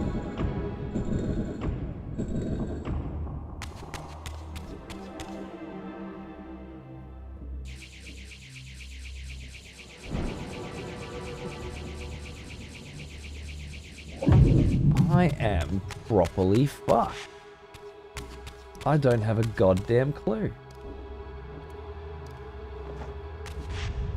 Unless it's, yeah, I'm forgetting something, but I don't think I am. Obviously that's that. All seems very basic. That's that. That's that.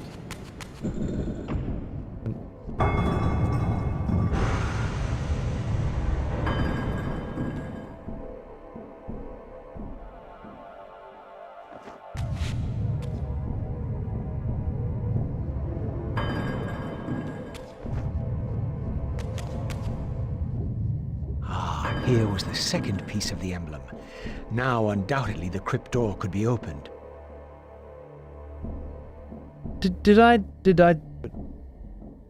This silver seal is but the smaller half of two pieces forming the crest of Vorador.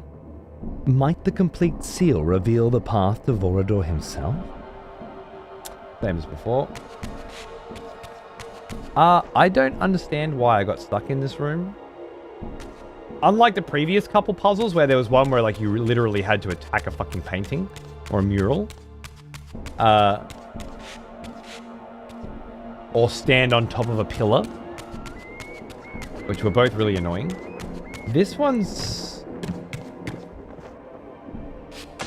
I don't know why the mural depicts darkness and light when they're not there. And I don't know why it didn't... I'm gonna take it out on this bitch though. Now I feel better. Respect women in video games.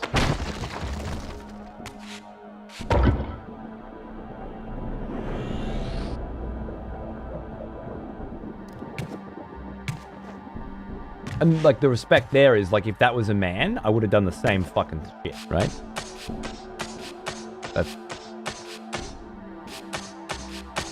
That's true equality. Wouldn't you agree?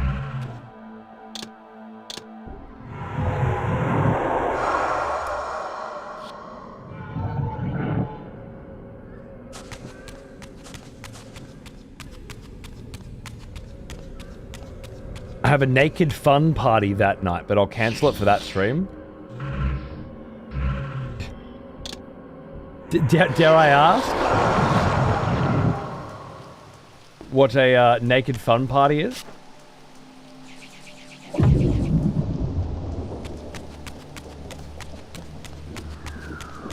Can I get in this door? No, I don't think I can.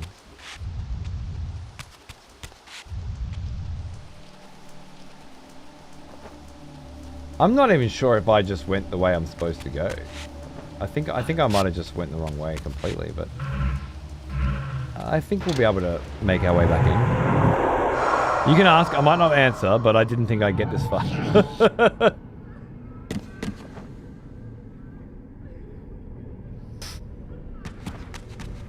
Well, that's fair.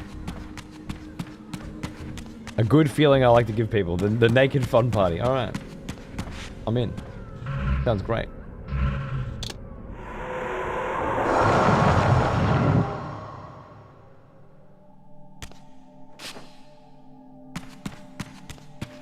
I think if I just run this way and go through here, I'll be good. I went this way before.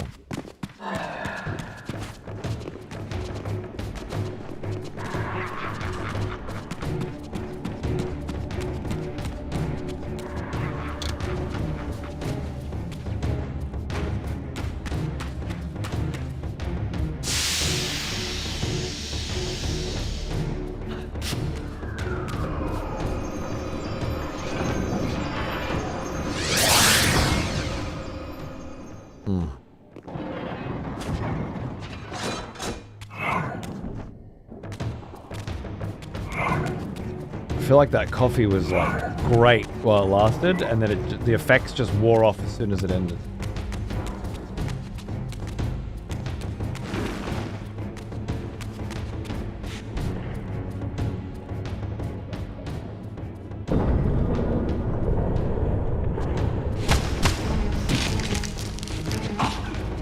Oh, all the time, and it's called tolerance. That's why I'm only on one coffee a day.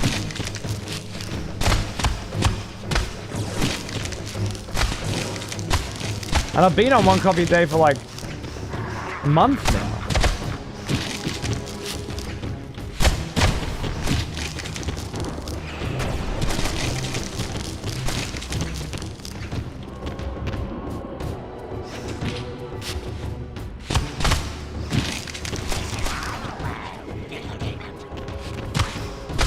I think it's just Friday, you know?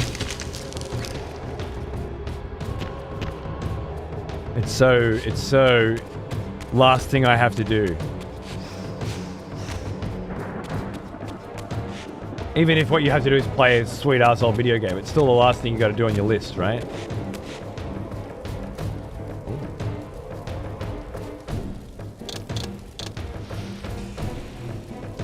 Two copies where things get done.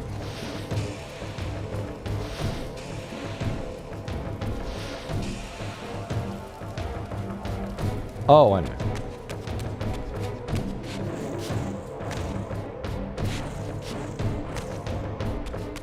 Maybe I'll have a cup of tea as well. No, that's not what I fucking said to do. I said to hold the... Damn it. I got the DMC HD collection for $6. The Age of Empires 2 Definitive Edition for 20. We got my first photo in a game like AoE. Oh, awesome, man. AoE 2 is a fucking absolute banger, and there's so many people. Like, it's one of the most popular RTS communities. So, if you want to skirmish against the AI, and then, like, look up some videos online on how to get started with a particular faction and just how to play through the kind of vibe of the game, that's one path, and it's a very good one. That will lead to watching people play AoE 2, like the tournament last month for Red Bull Wololo, which was outrageously fucking cool gaming. Or even just playing the campaign, of which there is a massive amount. Which is varying degrees of enjoyable. There's something really nice about just like 1v1 AI and learning the process of building things up and knocking your opponent down at the right time. Which you can't get from the campaign, you know? That's a very different flavor, is what I mean.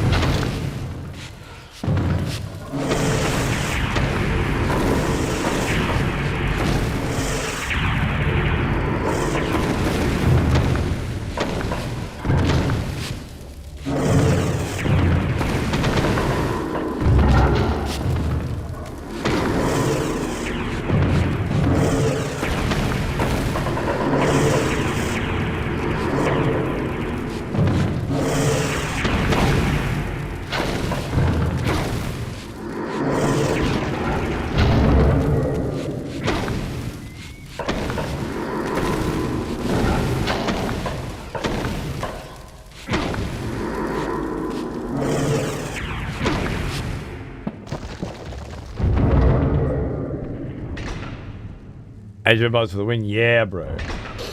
Good shit. Good fucking shit. And the idea that you can buy Age of Empires 2 now and be joining one of the biggest RTS communities in the world is... With this third and final weapon, wow. The mystery of the fountain would finally be solved. Nice. This chick looks a lot more vampiric. This ancient vampiric weapon was wielded long ago by the hero Rika for the slaughter of the Hilden horde. Reputedly, if a Hilden was impaled by this spear, the wound would never close or heal, causing it to slowly bleed to death. Fuck yeah.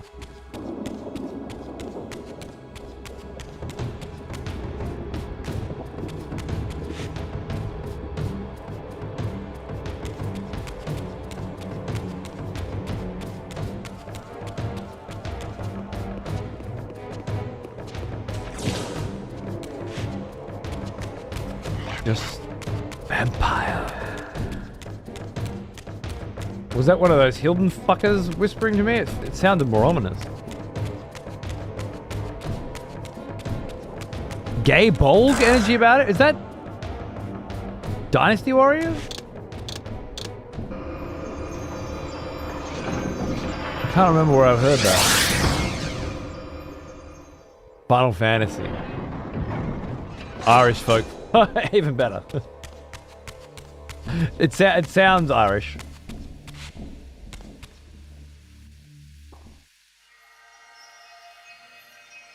What?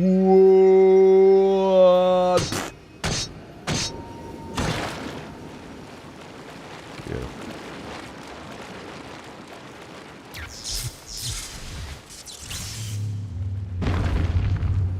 With its surface finally stilled, the pool was transformed into a portal, just as I had hoped.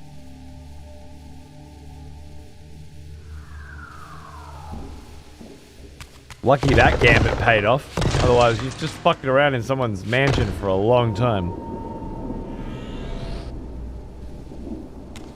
Nice.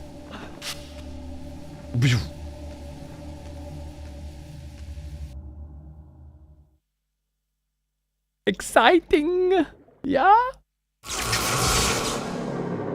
Back to the OG Vampire Citadel, huh? Wait, is this the first? Kain's been here, but I don't know if Raz has seen this Here picture. the images were unadulterated, Yeah. and their meaning ominously clear. Oh, yeah. The vampire hero, the bearer of the Reaver Blade, was confronted by an adversary worthy of his powers. The enemy race, long banished, had a champion of their own, with flaming eyes and a fiery sword. The resemblance I bore to the adversary mocked all my hopes. Had Kain been the vampire hero of prophecy all along? Did he suspect what I was? For if I was this foretold adversary, then Mobius was right, and had always been right.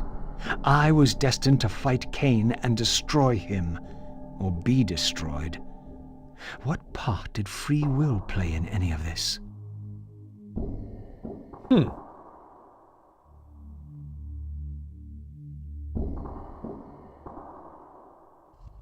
If I'm hearing that right, Raziel is under the impression that he is the adversary?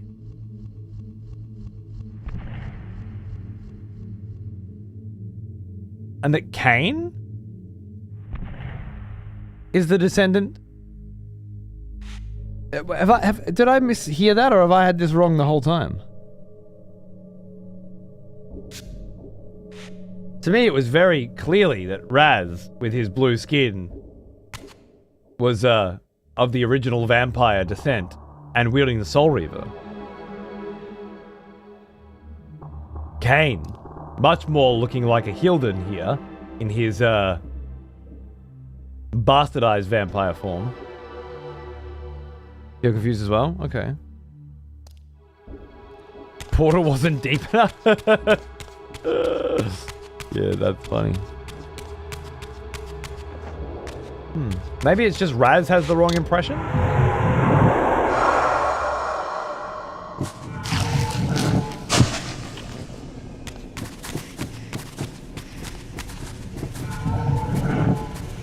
Raziel's taking it that he has flaming eyes and a flaming sword as an indication that he's the Hilden champion. Because Raz is mixed up. He's not aware of some of the stuff that we're aware of then. Weird though, the wings and the blue skin. I guess he's always just seeing Kain as a vampire and he can't see him as anything else. That is odd, but I guess maybe it's just that we know so much and Raz knows so little. Maybe there's some disharmony there. As a player though, it feels odd. Did you feel weirded out by that the first time, Alice? Did that strike you as wrong?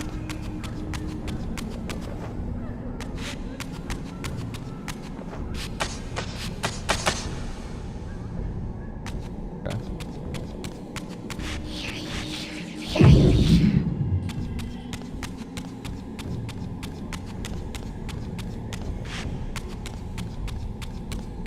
Maybe Raz is colorblind? I guess it could be that too.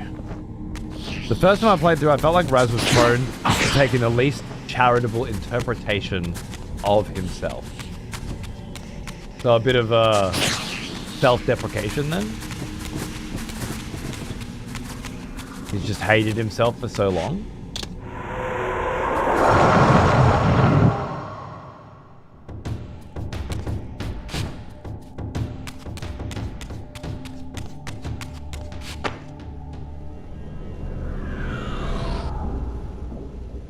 Okay, and fatalistic. It's interesting.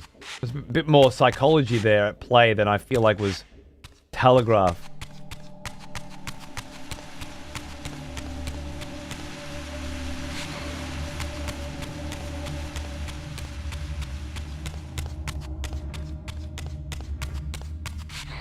Oh, well then what do you want from me, game?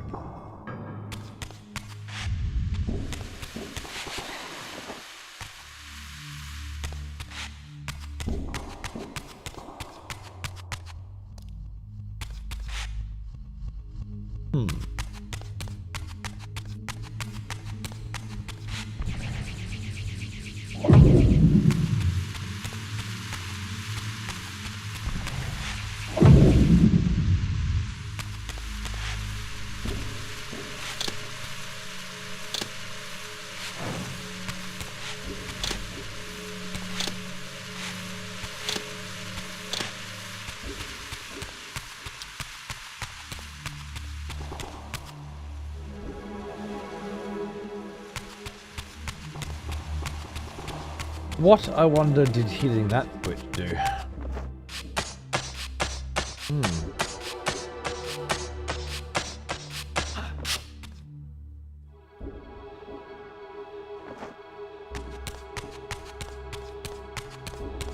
When Kain first said, "My God, the Hilden," at the end of Soul River 2, I imagine the Hilden looked like those blocks with faces from Mario, with spikes. Oh, thwomps. Right. Think back to the conversation with the Elder God at the beginning of the game. He was lamenting that he couldn't escape his fate because the Reaver was still attached to him, and he was defying the Elder God. But the Elder God taunted him that he wasn't defying him. Raziel was merely delaying himself out of fear. I'm thinking of splurging on a new game. What was your overall impression of Pragmata?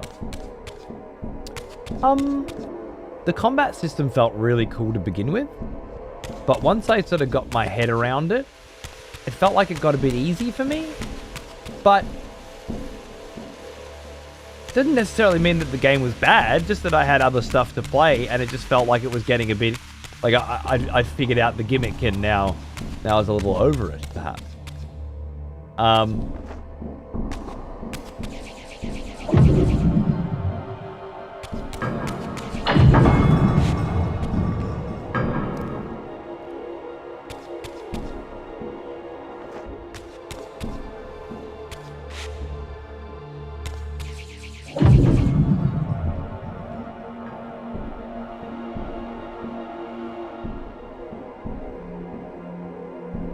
If that makes sense.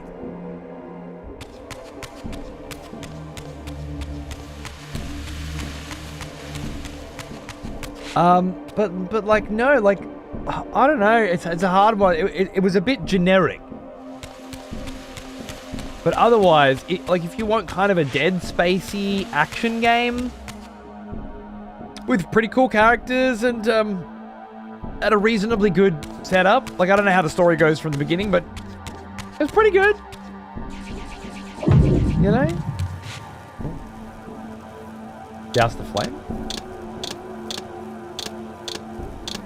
I feel like I need the water that we're gonna get from there. Old one, Do this. almost as old as me. I feel like I'm supposed to walk up here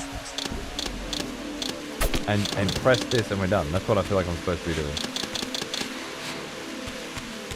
Condi, g'day mate. Mike, how are you, dude? 114, what the fuck? I thought I did this last time. Maybe added a month? Who knows? Creeping toward that fucking 10-year mark, bro. And then some. Look at you. Big old fucking dog, eh? I love it. Thanks, brother. I hope you're doing well. Cheers, mate.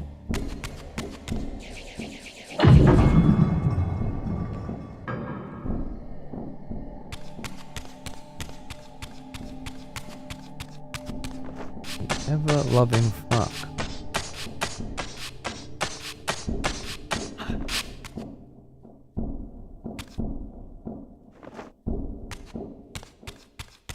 Going good, man. Yeah, going good.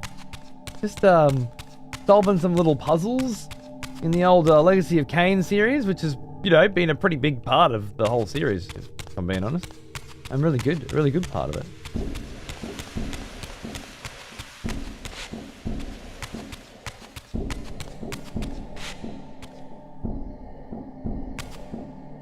That was the flame, so to go in and get the flame portal, maybe? I wasn't here. Was this just a dead end?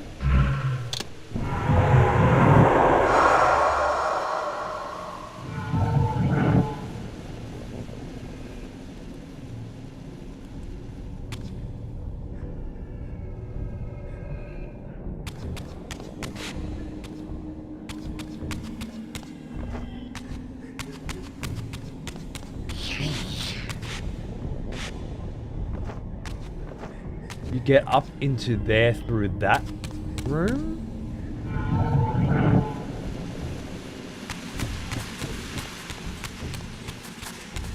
So I open that door maybe, or up through here? No, so it's got to be through that door then. And this is just the way down. Or back up, really.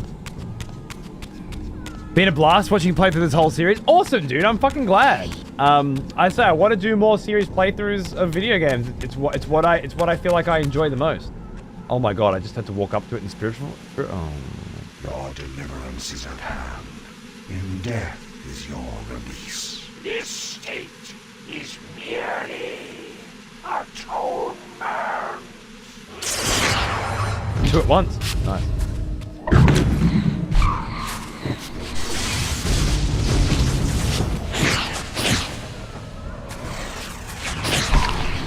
Which pillars are these?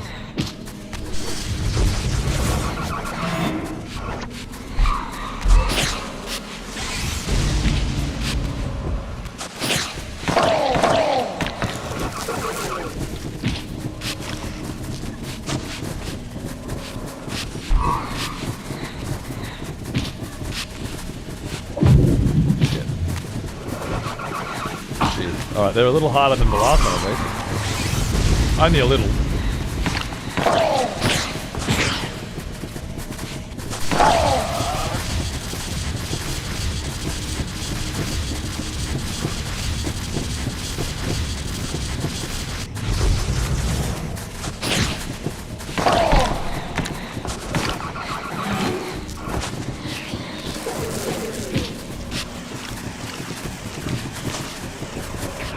Fair enough, Mike. It's a great series. It still holds up nicely today with the remasters. And even the ones that aren't remastered, still a couple fan patches, they're nice. Can you fucking get off me? This one's got the worst boss fights in the series, but not the end of the world. I've never done a Deus Ex franchise run, no. I think the only one I ever actually played was Human Revolution.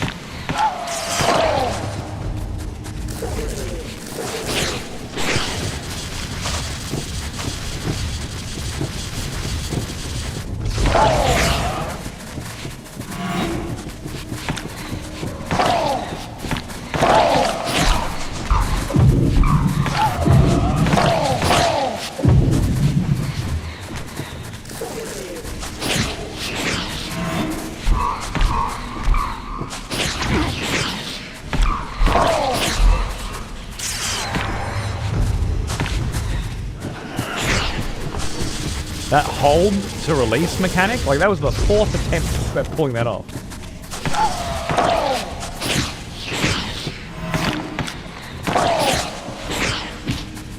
Alright.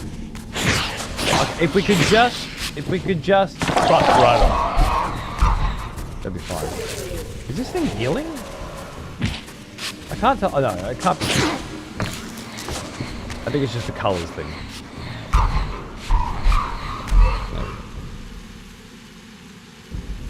Awesome to watch you dive in as always. Cheers, mate. Thank you. As I say, if you missed the first one, Blood Omen, and you want to start the series from the beginning, I just uploaded the full Blood Omen playthrough to the Patreon. All edited, chat put back in, clean as fuck, so you can watch the whole thing.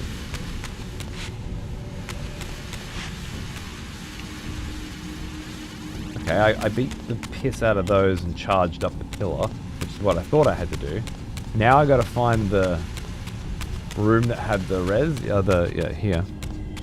A corpse hiding under the floor. Oh. Deus Ex is what I'd love to see you do at some point. Nice. Well, I'll add that to the fucking list. I'm in. I want to get as many old school playthroughs in as possible.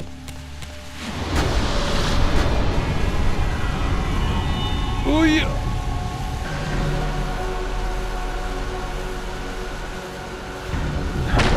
Yeah, I enjoyed Human Revolution enough. Not so much that I feel like going back and playing Once more, the Reaver absorbed the spirits of the former vampire guardians, and thus was imbued with the elemental power of water.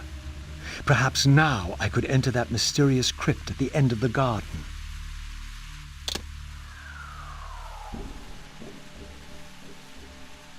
Someone just fucking jumped on the Patreon bandwagon. What an absolute legend. Thanks, mate.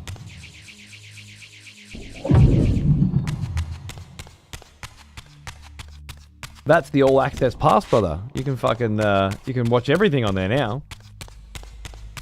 But if you just want Blood Omen, you can buy them separately. $3, which is the minimum you're allowed to sell shit for on Patreon for whatever reason. Did you ever play, it has my real name? Yeah, only on my watch, don't worry. Use Water Reaver to freeze waterfalls?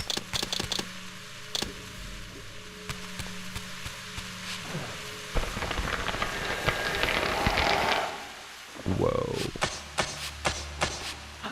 Mankind Divided. I didn't play that one because of microtransactions, I think. It was one of those microtransactions in a single player game? Unless I'm mistaken? There was some hubbub when it came out that was like, nah, fuck you. Then they got rid. Yeah, I heard something about that, but Eidos would be an absolute fuckwits about it for a time, and it was like, nah, you know what? Not necessary. Being the biggest ick, yeah. Even back then, I was still in the mindset that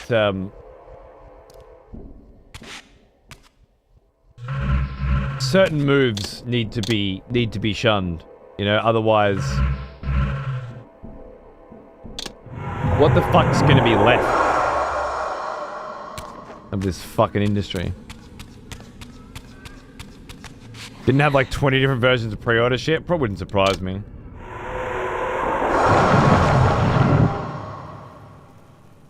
Hey.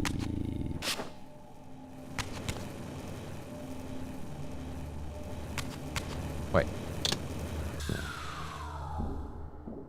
I bought a gift sub for it too, but I have no idea who to gift it to. Any ideas? A gift sub for Patreon? I didn't know you could do such a thing.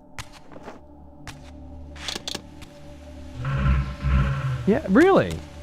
I don't know. Other than asking if anybody's interested in watching Blood Omen VODs,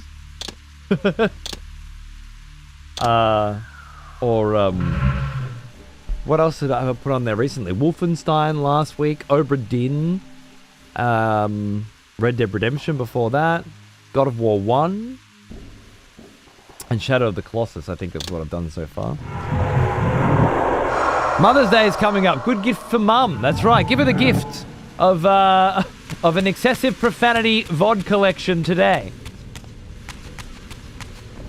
Give your mother the gift of excessive profanity this Mother's Day, with exclusive, unlimited access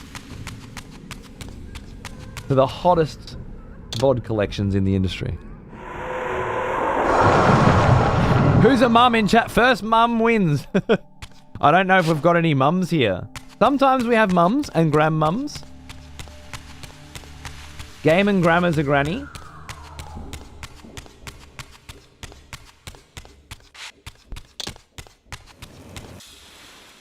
A gift only a mother could love. There has to be at least one. I don't think there has to be on Friday morning retro gaming sessions. I don't think there has to be. Tactics is not on there yet. But it could be.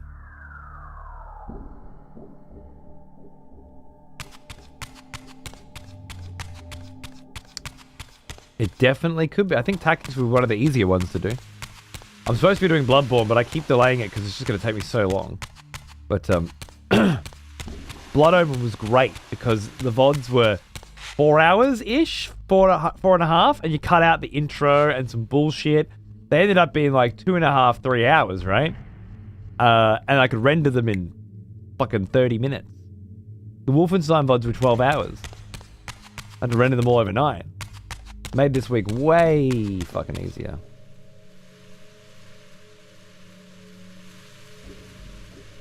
I think I got them all.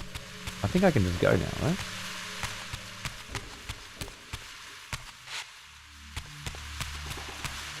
Or do I need to do something with this still?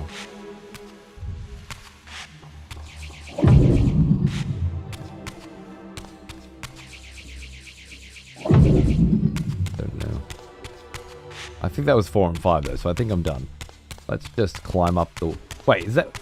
Oh, right. You can't climb up the wall.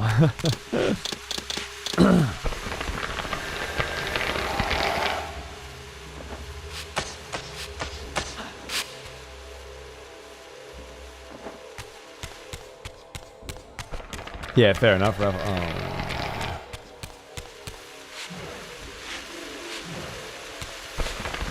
I would give it to my mum, but I doubt there's enough trust there. Why would you give it to your mum?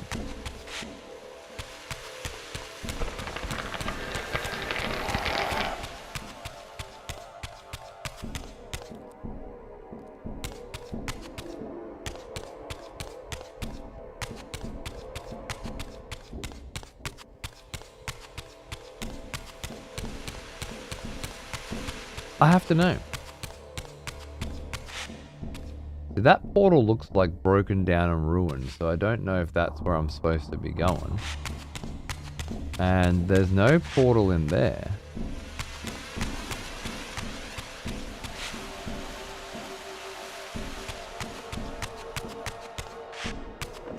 And that just goes into there.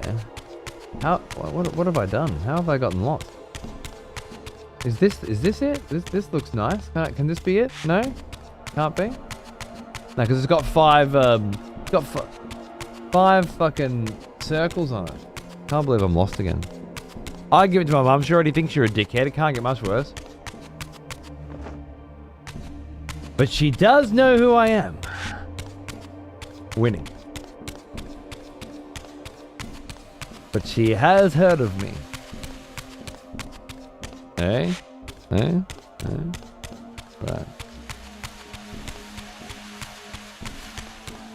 Alright, I'm convinced it's behind this fucking thing, man.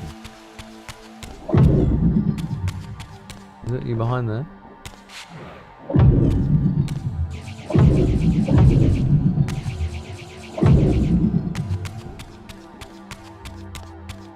What about?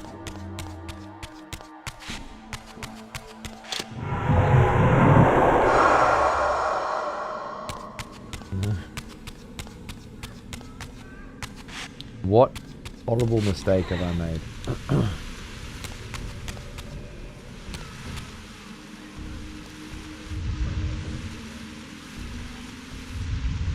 There? You reckon?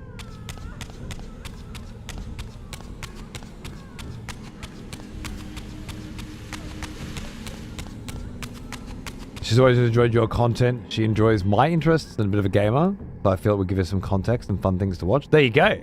Go and grab it. It's in the Discord. Quick. Give it to your mum.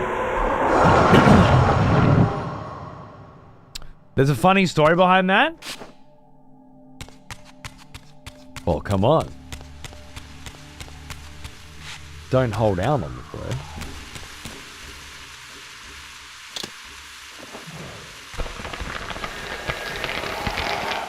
We're here tomorrow. No, this is the last one. And I'm off next week. For the most part.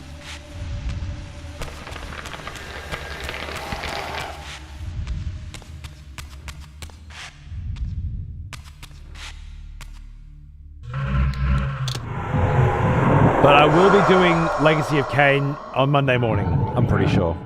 If I don't, it's because I'm a fuckhead, but I'm pretty fucking sure that I'm gonna.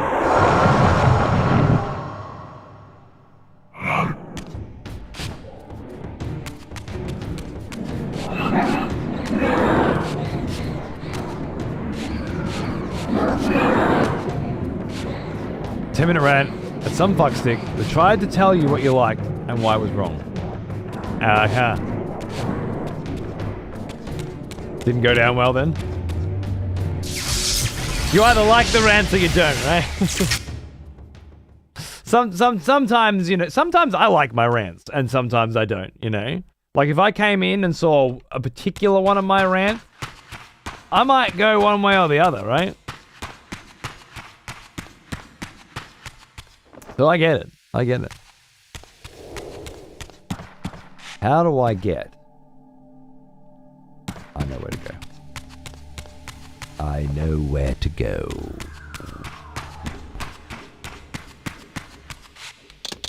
He may be right, but he's a fucking cockhead.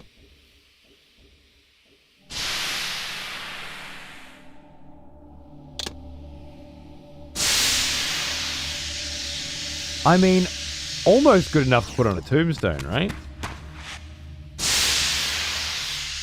If something better doesn't come along, that might be the go. You know?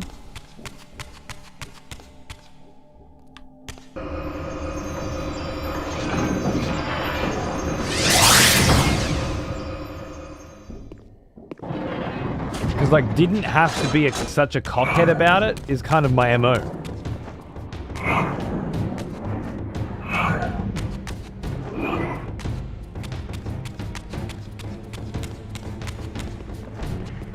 This might not be the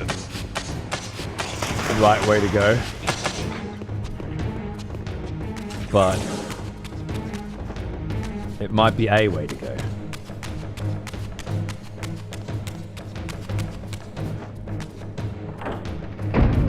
She saw the game, was like, oh, that looks cool, and put the headphones on. Nice. And then I spoke. Yeah. Been there. This was the other one.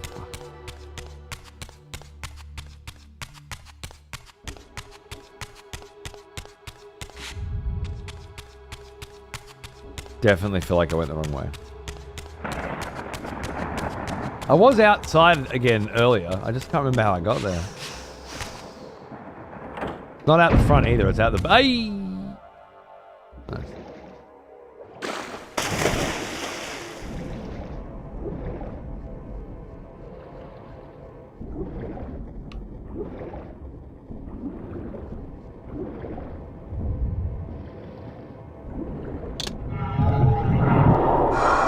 She hasn't visited since?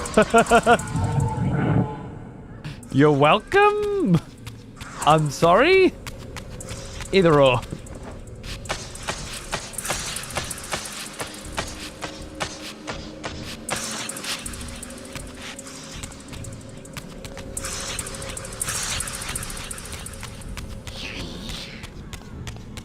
What's the law behind the wings? Can he retract it to pass through narrow corridors? He's in the spiritual realm. He doesn't need to retract the wings. They just automatically retract, you know. And the story behind them is that he evolved them, and Kain didn't like that, so he threw him into the afterlife. It goes a bit deeper than that, but that's the general gist.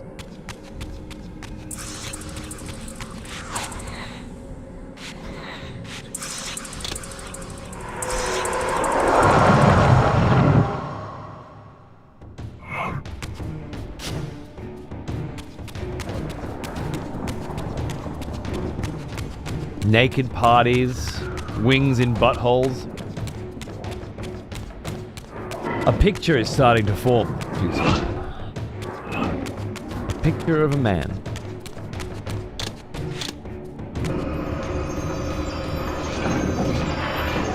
Whose house is this and why does it need 20 kilometers squared of castle? This is Vorador's house. The last vampire. Lovely big mansion. And it was the other door. And I believe before that it may very well have been Janos Audrin's house. Or perhaps one of the others. Because there's a lot of there's Vorador in there, but there's a lot of before Vorador in there. Janos turned Vorador into a vampire.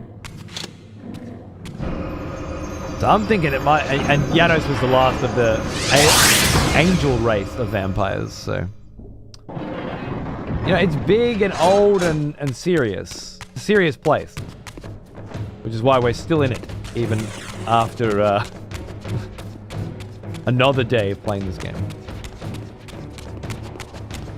I'm pretty sure we're at the end now.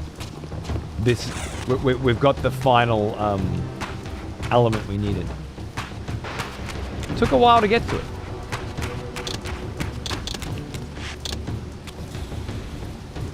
But we needed both the power of fire and water. And we have succeeded. Mwahaha.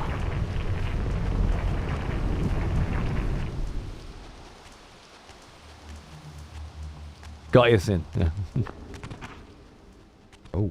So, our wretched little savior returns. Ah, Vorador. Come to join the last pathetic battle of the vampire race? But on which side, I wonder? I've not come to fight you, Vorador. You don't know why you're here. I know this much, that you are the author of my fate, and as such, only you can rewrite it. You give me too much credit. You forged the Reaver. I have seen the evidence. I was its maker, yes? Whoa! Then you know its purpose. No. Only the scraps of prophecy my master shared with me. And do these scraps explain why you would forge a weapon to imprison your savior? Ah, well then. It seems we have our answer. You've chosen your path. I have chosen nothing. I've been deceived at every turn. You seem to know what I am. Tell me. I thought I did once. But now all the prophecies have failed. The pillars are corrupted. I am the last of my kind, and when Mobius's hunters find me, it will have all been for nothing. You've forgotten about Kain. Ah, yes, Kain. I fear he shoulders a greater burden than he realizes. I cannot help you, even if I was inclined to. I crafted the Reaver blade, but only at the behest of my sire, Janos Audron. What sorcery he and the others laid upon the sword afterward, I cannot say. Janos tried to give me the Reaver before he died. He said that it was forged for me. But what did he mean? As my weapon or my prison? Perhaps you should ask him yourself. Janos is here. In a manner of speaking.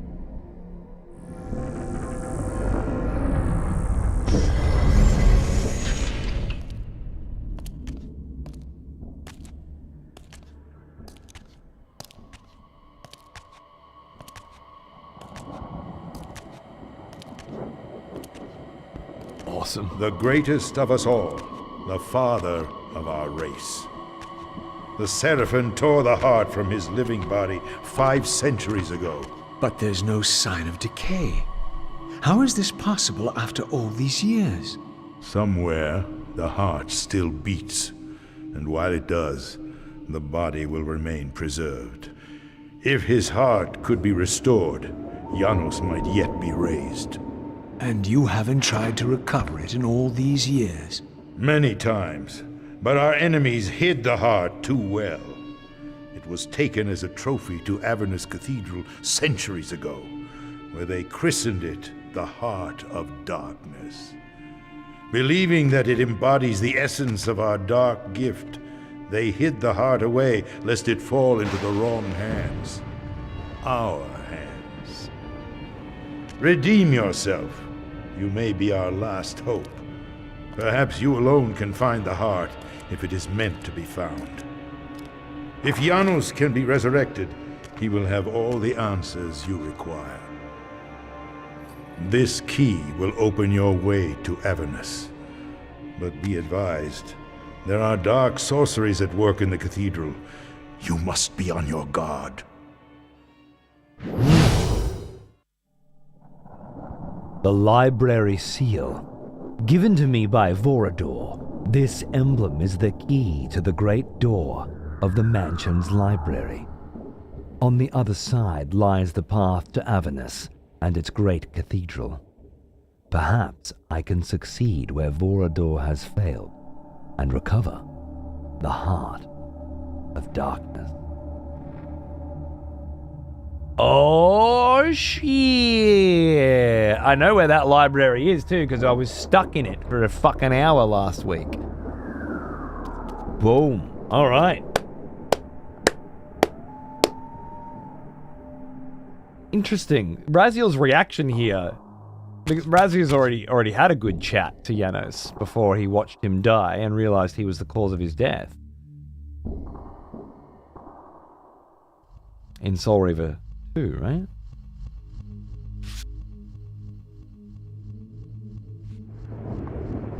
But got trapped in a different section, like in a fire shrine or some shit. I remember that happening.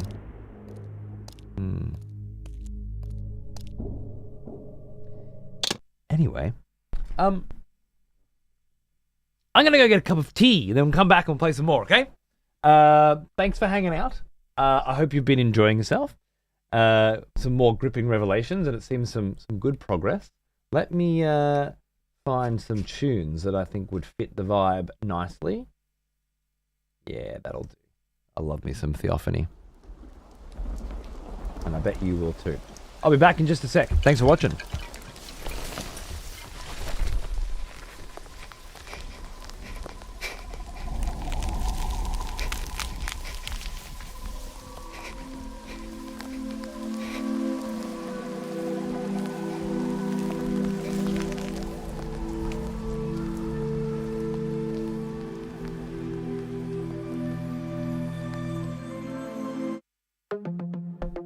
Alright, only because I love keys. Sorry, Anubis. You lost this time.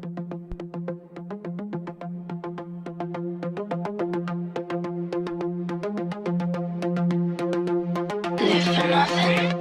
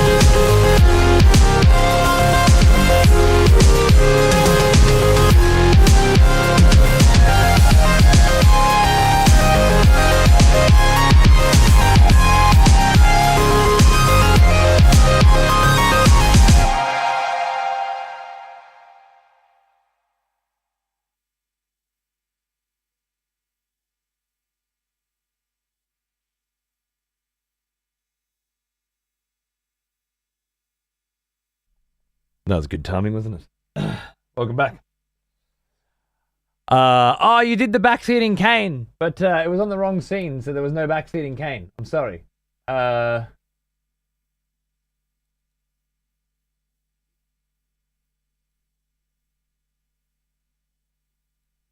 Take help where it is offered.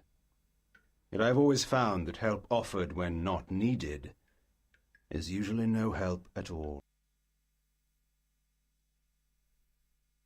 There you go.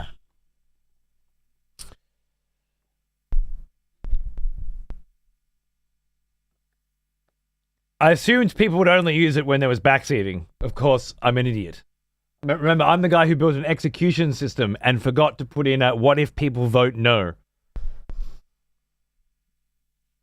This is one of those situations. I'm just going to have to add that scene to every scene in my collection so that, add that source to every scene so that, you know,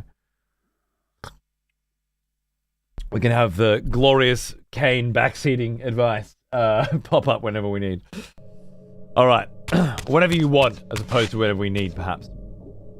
All right, we need to bring Janos Aldrin back to find out, are we the savior of the vampire race, or are we destined to be its destroyer instead? I have absolutely no idea why Raziel gives a shit. Like, either you want to or you don't, bro. And it seems like that's the only question that we're trying to answer here.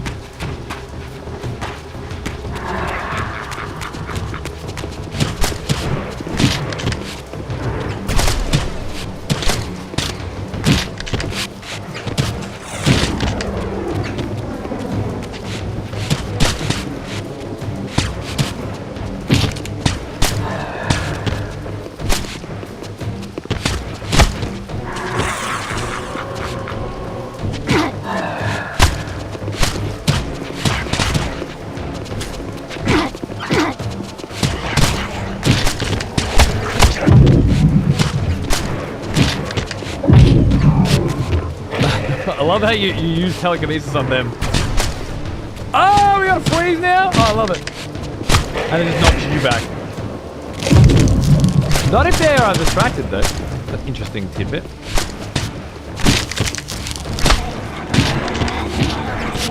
Run, little Raziel, run. How about you run?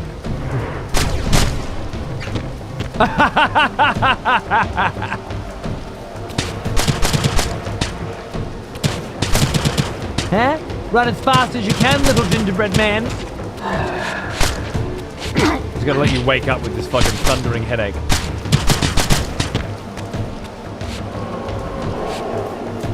Hey, Fly. Good to see ya. Remember Kain's final plea at the end of Soul Reaver 2. Raziel, Janos must stay dead. I don't remember that at all, no. Huh. Curious. It's kind of strange, we haven't had that many twats in here for the execution to get used that much. That's why I haven't rebuilt it. It's in shambles. I have to redo everything to get it working again properly. We can still execute people, just not without the song and dance. But there's just so few executions that I just don't feel like I want to put 15 or 20 hours of painstaking design into it right now. When that same amount of time put into writing, making VODs, or upgrading the XPTV channel will yield a lot more useful results. And time really is the enemy right now, you know? Every goddamn hour of the day is allotted to something. And the few hours that aren't... Not yet. And the few hours that aren't, I want to paint. Yeah. So I get in the garage and paint.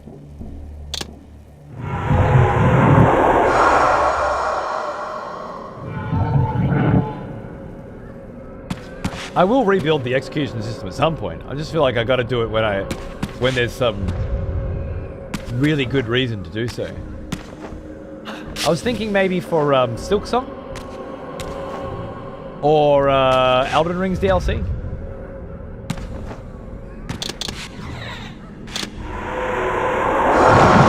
Can we Shadow. So much like the French Revolution, the supply of aristocrats ran dry. Exactly it. The Warhammer stream that I caught from the garage was very entertaining. You enjoyed that? I'm glad. Thank you. Every Saturday night. Well, most Saturday nights. And this week, starting tonight, maybe any night. I don't know. Or day. There could be Warhammer at this time of day. I just don't know. I have a friend coming to stay, and we are going to want to play.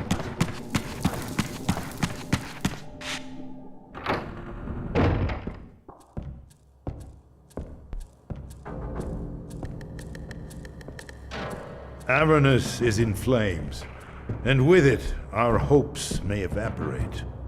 How can I find the heart in the midst of such chaos? You must act quickly. But beware, an ancient evil dwells within, long unspoken among our kind. Undoubtedly, this is the source of the corruption that infects the Circle. If you are to succeed, you must resist its influence. Interesting. Resist its influence, eh? I don't remember if I've got that or not on GOG. What happened to GOG?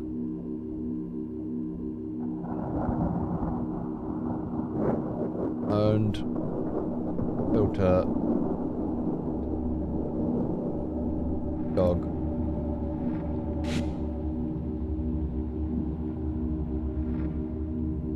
The Deus. I can't remember how to spell Deus. That's where I'm at. D-E-U-S. It was right.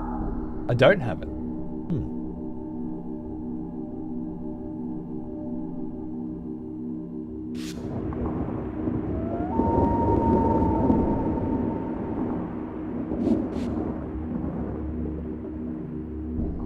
I've got Human Revolution.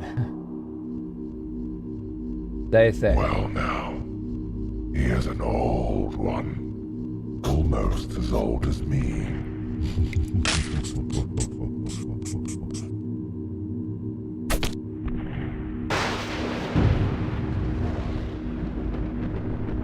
$92 fucking months, Foreign. How are you, cunt? What's going on, you old bastard? Good to see you, mate. I hope you're keeping well. Hope your projects are going good. Cheers, brother. Oh, just playing video games, you know how it is. There's more to that warning, but Raziel shifted into the Spectral Realm before Kain could finish telling Raziel what he saw. Okay. Also, something I want to mention now, and I'll likely have to mention it again. I would switch Raziel back to his default skin towards the end of Avernus Cathedral. Okay. Thank you. I will do that now. Overview my progress markers. Why can't I find the store page for this game? Is there something broken with this website? With this platform? Something doesn't mesh up, does it?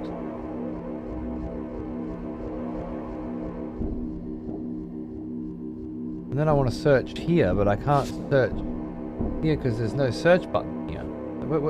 Where's the search bar here? Where's the big, giant, unmissable top fucking center? The one thing you're gonna need on this page more than anything else. Almost as old as me. There it is, just not in home. We still don't have a search bar on the homepage, still. We're adamant that homepages shouldn't have them. Okay.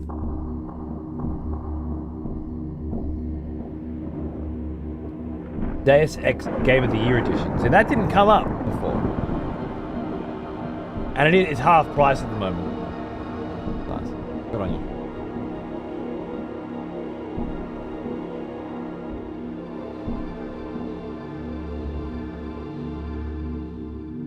And that one's 75% off. Is that... Do you play this one in the series? Is this a necessary part? Was that all of them for 20? I don't know, was it? Add the series to the cart. I think I got Tomb Raider in here, which I don't need anymore because I got it on PlayStation now. Fuck off. I clicked add series to the cart and it just, I think it's just these two, right?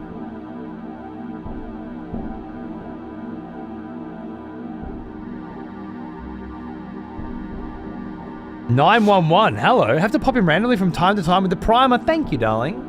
There's plenty of other places to spend that lovely primer. But that you continue to think I deserve it means a lot to me. Thank you. On the search page, you mean this bundle that I click check out now on, or another bundle on another page? This one. I see. $20.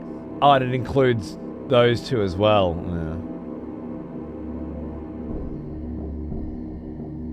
I mean, I've already got one of them.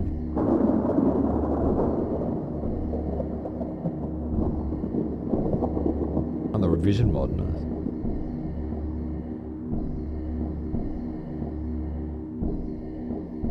Director's Cut and Digital Deluxe Edition, though.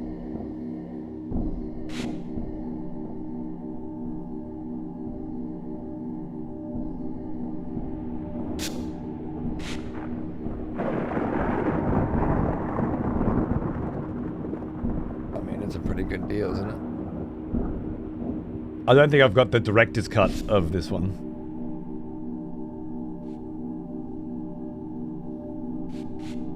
No, I've got the standard edition, right?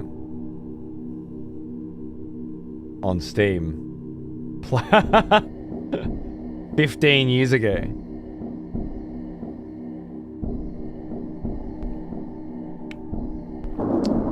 Well, seems a pretty good fucking deal, doesn't it? You're right.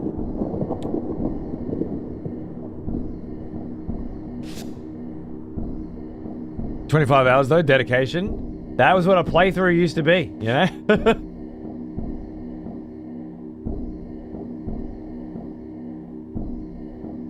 I was disappointed with the director's cut, missing the golden color grading of the original. Huh. That's interesting. They changed the color grading? But I found a way to mod it back. Okay, nice. I'm not sure if I'd even noticed, to be honest.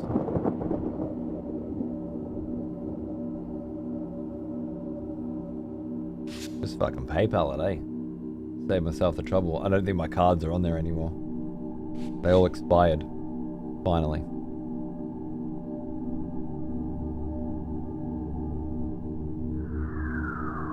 Thank you.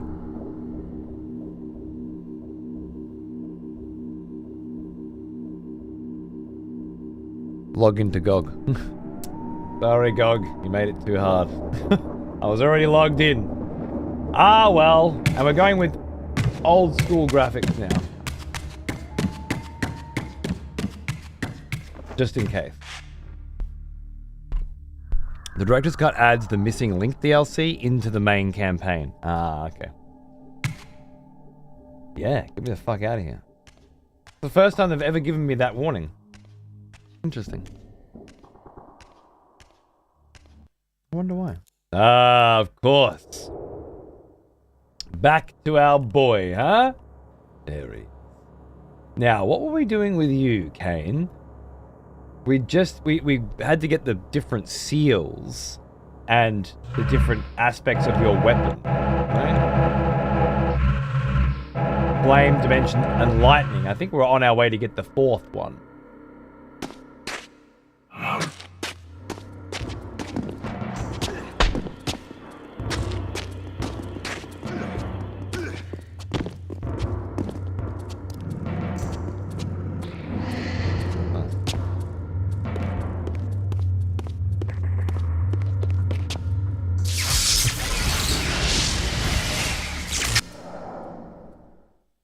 So the old school, or you can use the enhanced graphics version of Raziel's default. Okay, we can do that This then. history, in part, I knew already. How, as the vampires began to die out, the pillars summoned human guardians to fulfill their roles. It seemed the ancient vampires had adopted, and when necessary, abducted the human guardians and made vampires of them when they came of age, until the humans rebelled against their masters. And here, I made a surprising discovery. It was Mobius, the time streamer, and Mortanius, guardian of death, who led the bloody revolt. Now, I understood why Mobius hated me so intensely. I was the first vampire guardian in all these centuries, and he knew what my coming signified. Or perhaps I reminded him of all he had forsaken. Fuck, you got a lot out of that, bro. Yeah. Looks like Mobius, apparently. I would have said Kratos, but fair enough. And then Mortanius, apparently. And Ariel? Balance Guardian? Revolting against the... Okay, so children... a guardian... A pillar guardian dies. And a new child is born. And because there are no no original vampires left, humans are now the main denizen of the planet. And so the guardian, the pillars, chooses humans now as guardians. We know that happens because Kain was one of them. Cool. But before the vampires had completely died out, they started kidnapping or abducting the humans that were chosen and converting them to vampires. Perhaps so that they could stay guardians of the pillars forever, rather than be changed every 80 to 100 years, depending on their life cycle. Indefinitely, yeah. Makes sense. So not necessarily nefariously, but against their will. And evidently, 2 of those guardians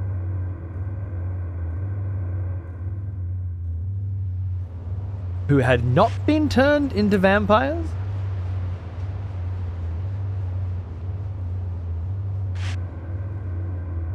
that we know of didn't like that. Rose up against their masters and destroyed them, leaving only Janos alive for the Great Sarafan War to come. This part I'm dubious about. The motivation behind it doesn't sit right with me. Not for schemers like those.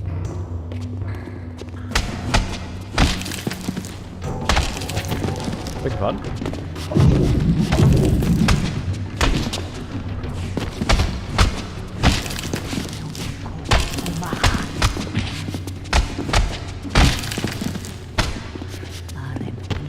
Oh yeah. Oh yeah.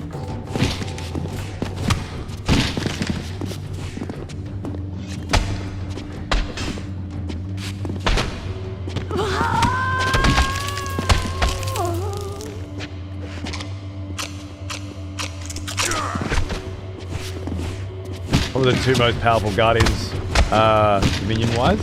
Maybe because they were already immortal? And didn't need to be a vampire? Is that possible? Death and time? The 2 components of evolution? Of life?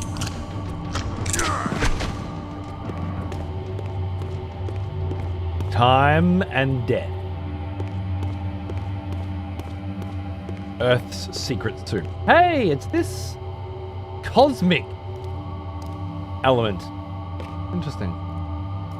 Also, the architecture here is different, isn't it? Does this feel different to you?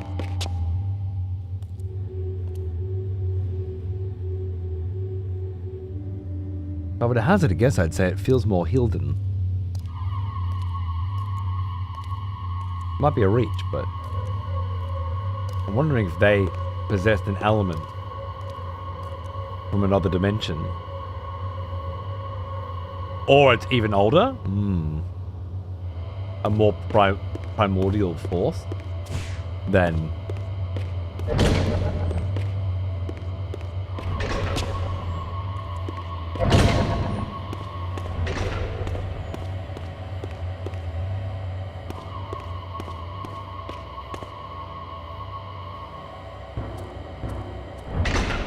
wind and light and dark.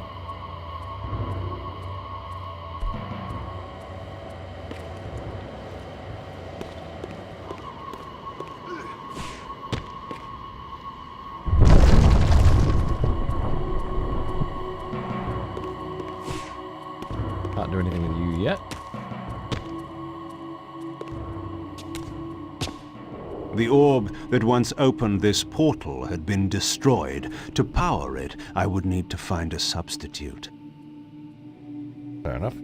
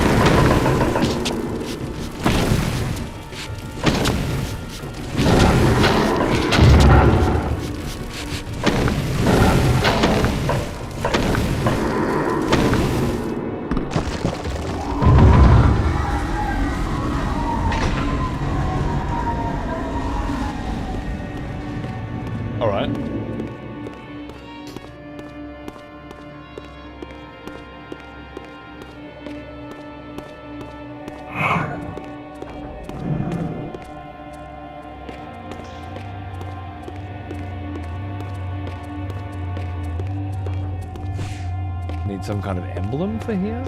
Fair enough. The shadows here are nice. They were nice before too. Very cool design for this hallway. And yeah, very different feeling to the other ancient areas we've visited.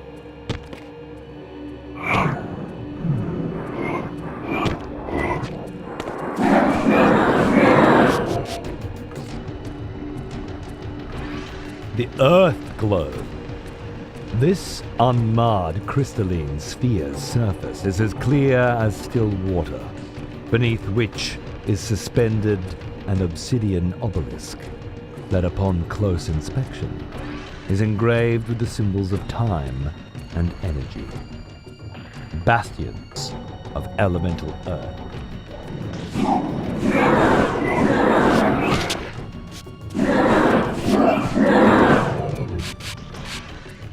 Here. Time and energy. Why do you keep turning around when I use that? What? What? What?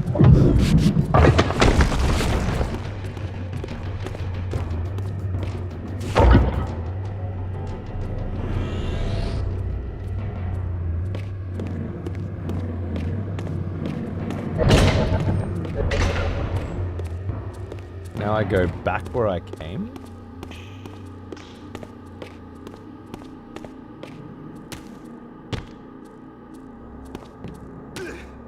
I really love switching between the two characters in this game. It's been so much fun. Keeps things really fresh. Every time I switch, I'm like, fuck, how do I play Raz again? He's so much more acrobatic than Kain. Kain's just like fucking this big tank compared to Raz.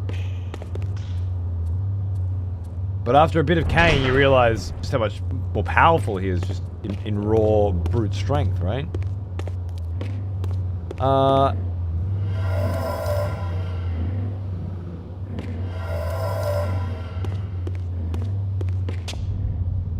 I want to go through there?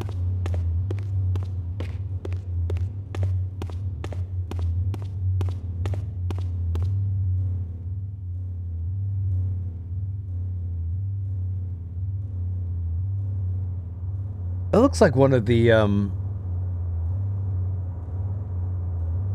vampires killing themselves.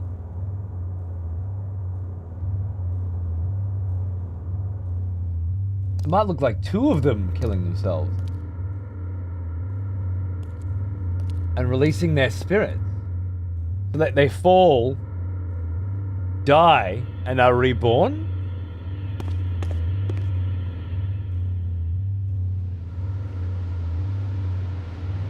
I like that one too. Raz will come in here.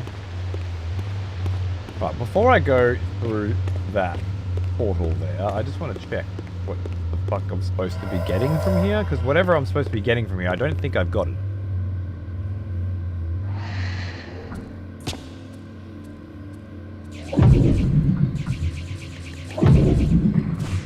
It's a brazier.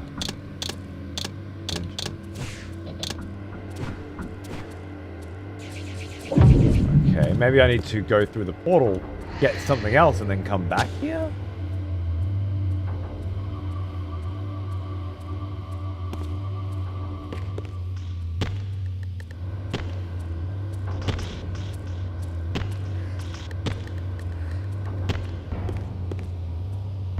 There.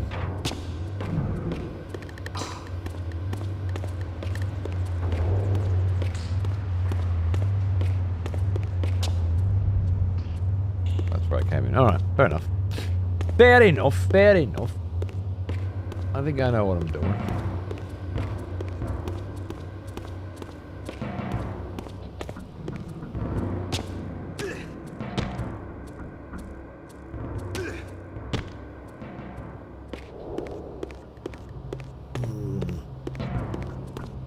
I'm kind of losing hope that Blood Omen 2 happened.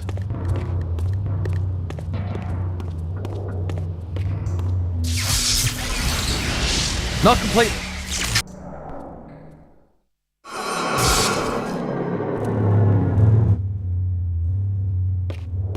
But it feels odd that the only reference I've found to that game's existence is in green glyphs that appear as barriers. Worries me.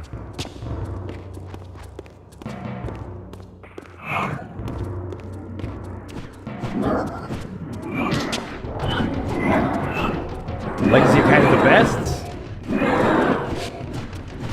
Fuck yeah. It's great. I don't think it holds a candle to like Metal Gear Solid,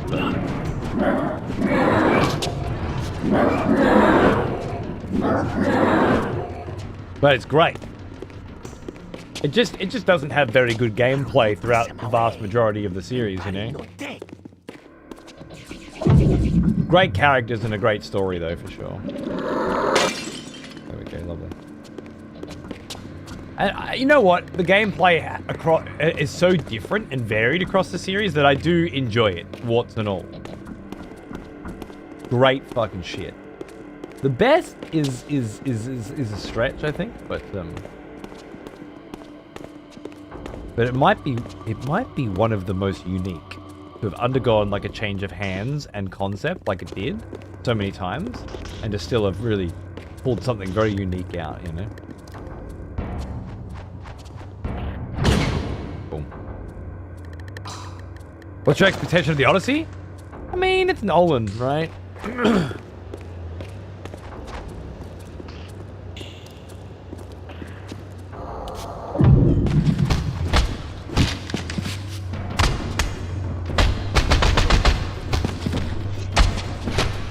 Who knows?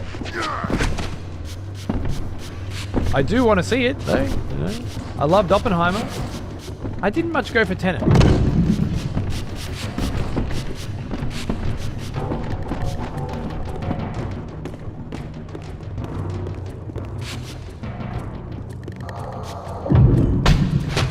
I keep seeing a lot of discourse on Twitter and shit about how it's like not accurate in terms of costumes and design, which I guess sucks.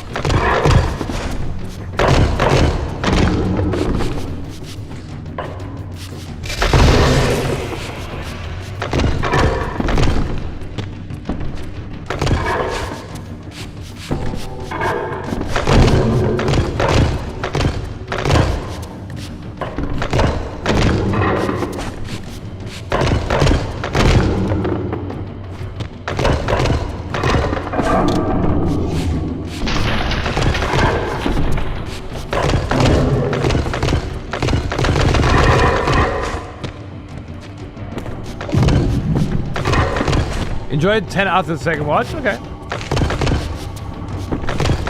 I haven't done a second watch.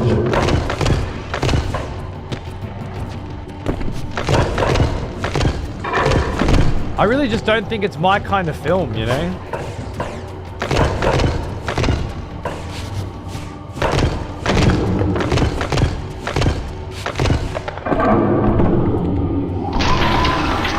It's just a fucking mess.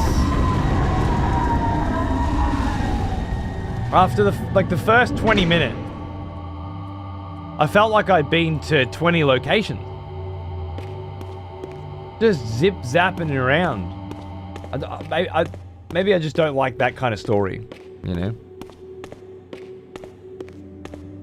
Just felt very hodgepodge.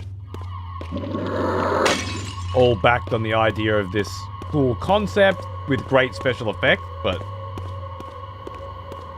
not quite enough to sell it for me.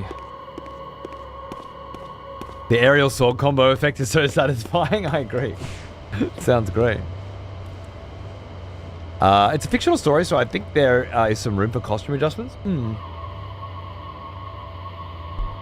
But if it's a fictional story set in the Bronze Age, and people are wearing steel armor, what do you think then? It's an interesting topic.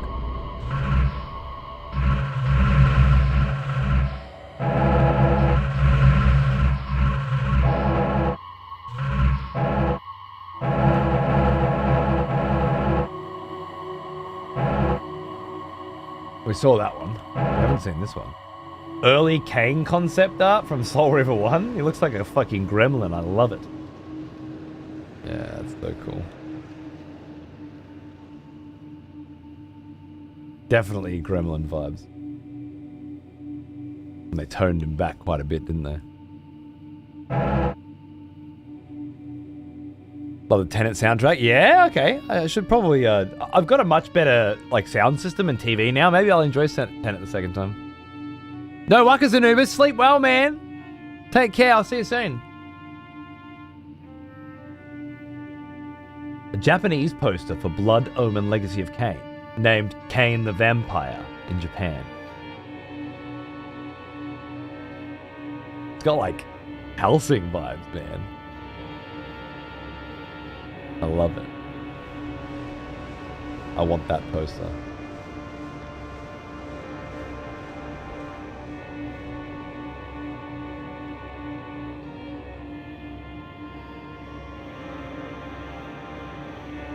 Legacy of Kain Defiance comic. Because there's an Ascendant game that's based on a comic now, but I wonder if it's through this. It looks great.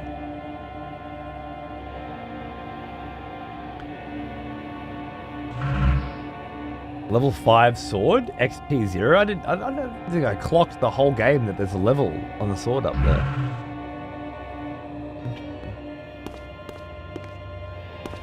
What was in here? Dead end.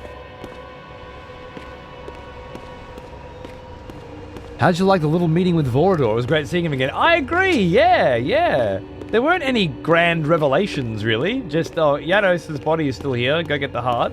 Which was a little, disappointing for me, I guess. Now that I think about it. But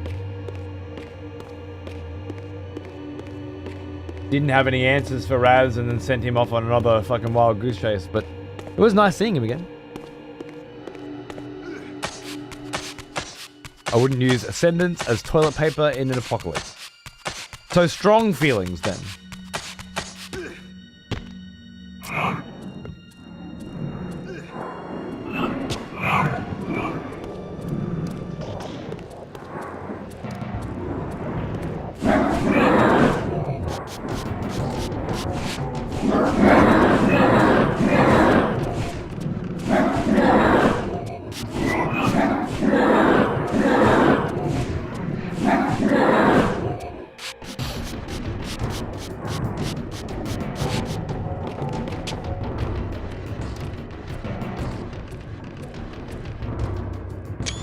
Vampires fighting the Hilden and someone casting a spell up in the background there could be the spell that... Oh, there's the pillars as well.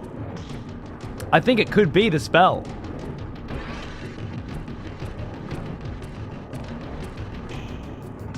That casts them into another dimension and creates the pillars to bind them like a lock. And the future prophecy that their savior would one day come in their time of need. Boom. Now that you've played Saris a handful of days, what do you think of the music? Love to hear your opinion. Still give the edge to Bobby with his Returnal one, but it's banger too. Yeah, I agree. I only kind of notice it when I'm in like seriously sick fights and it's pumping. I haven't played enough, I don't think, to there's the orb that I need to bring back. To fully have it like register yet, but yeah, it seems to fit really nicely. Buzzing and crackling with stored power, this translucent orb seems to serve as some sort of battery or energy source to fuel one of the arcane artifacts laying about this great citadel.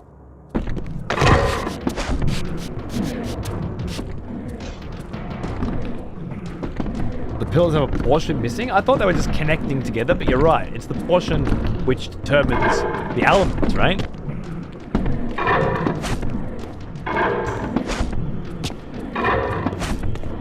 I guess the lock hasn't been put in place, but it's a nice bit of detail.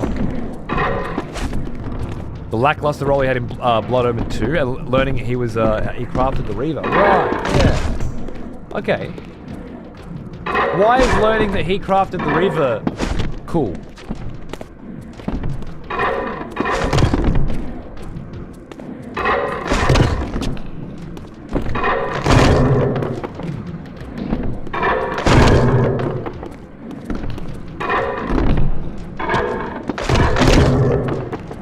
Seeing as it was the vampires who embedded it with his power, and you need to ask them, 'cause he knows nothing still. Is there some reason why that's cool?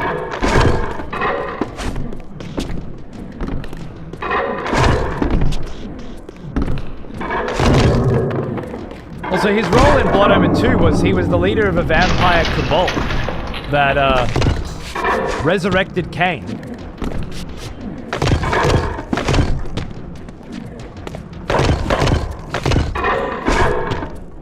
And used him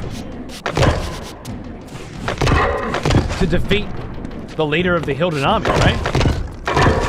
Send him back into the dimension.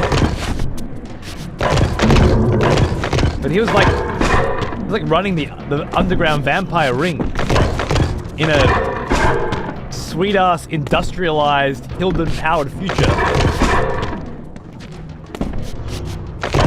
I don't know that I felt his role was disappointing.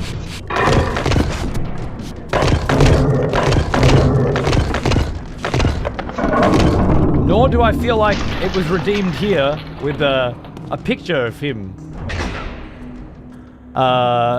suggesting that he created the Reaver, and then him saying, yes, I created the Reaver, but the vampires empowered it, and I can't tell you anything.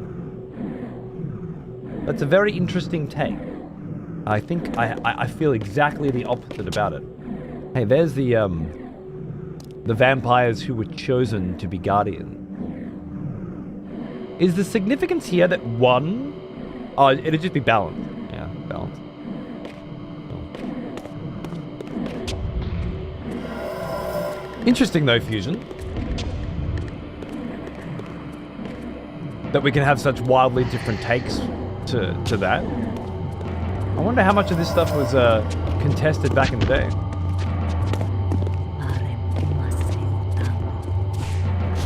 How much debate, discussion there was about this sort of stuff. I like it. I believe at the end of the month the soundtrack for Saros is released. Fuck yeah, nice.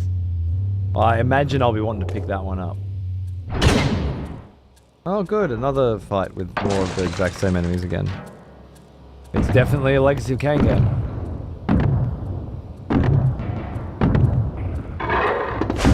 Gotta pad that shit out, huh?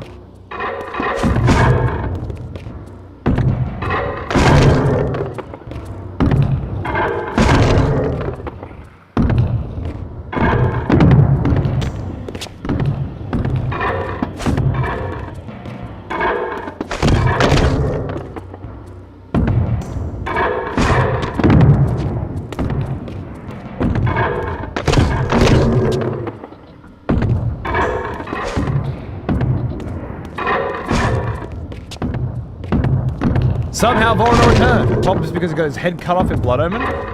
And then boom, he's back with the head. I don't remember him getting his head cut off in Blood Omen. Who did that?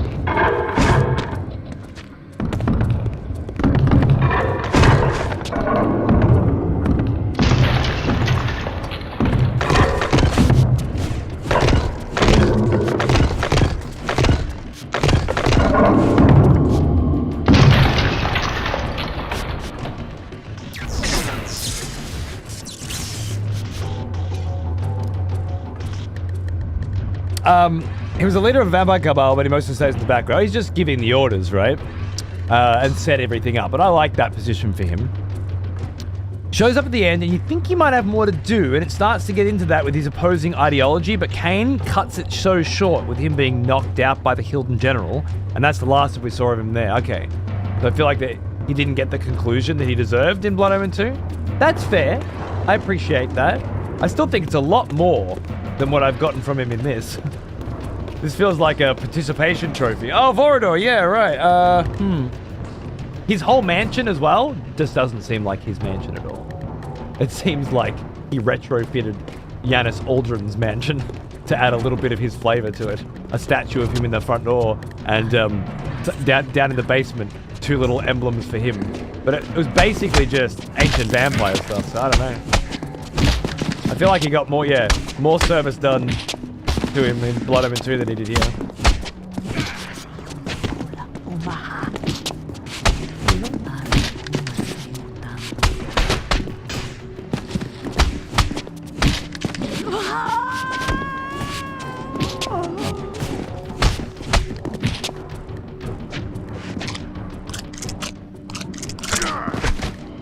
Mobius cut off Vorador's head, right?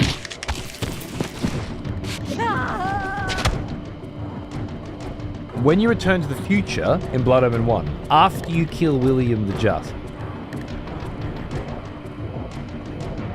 and he's like, here's the last, destroy him, and points to Kain. Fuck, I can't remember that.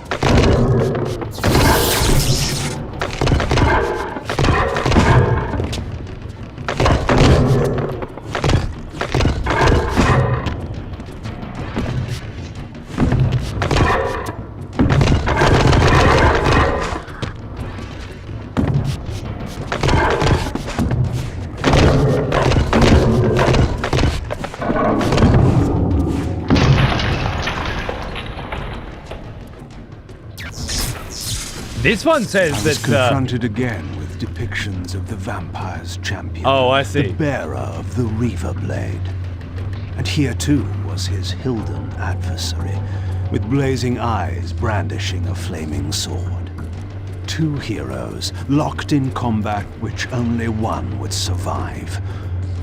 But which one? These murals prophesied 2 possible outcomes. I didn't know what Mobius was trying to concoct, but this all seemed too convenient. Indeed.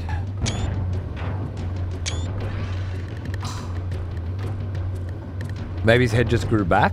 No, the statue of Mobius in Soul Reaver 2 was holding the severed head of Vorador. They took the head from that statue and sewed it back on.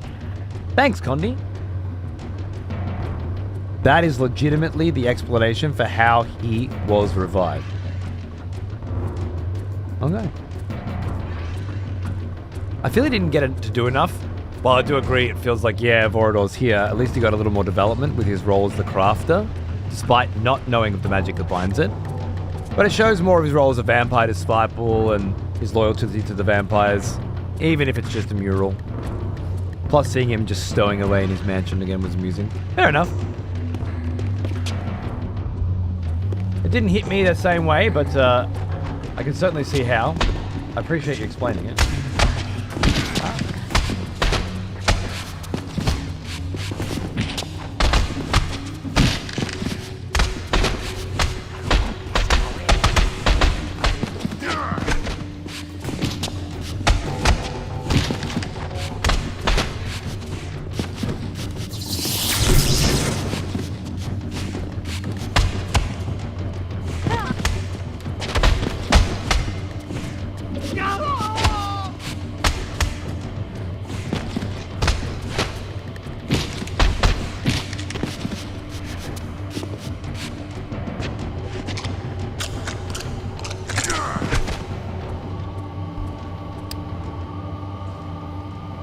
You also have to remember that Vorador and Blooder that we meet is from a different timeline, the Nemesis timeline, where William the Just was never killed.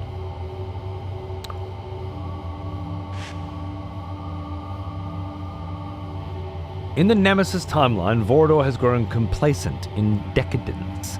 In this timeline, his kind have been constantly hunted for decades. I was not yet paying attention to that at all. That's interesting.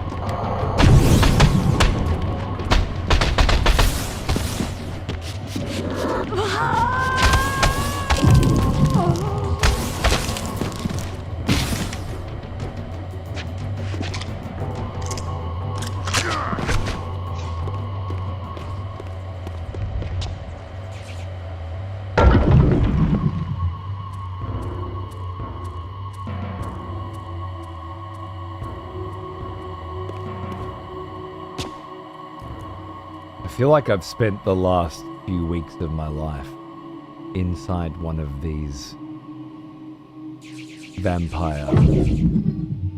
ancient vampire mazes.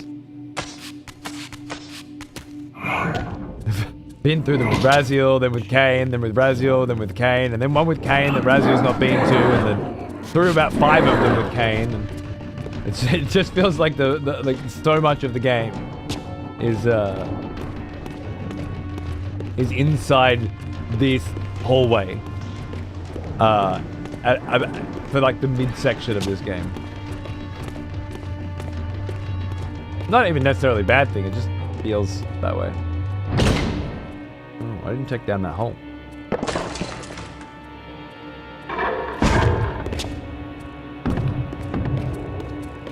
Once he's slaughtered half the circle, they stop fucking with. Yeah, the opening the blood omen, yeah.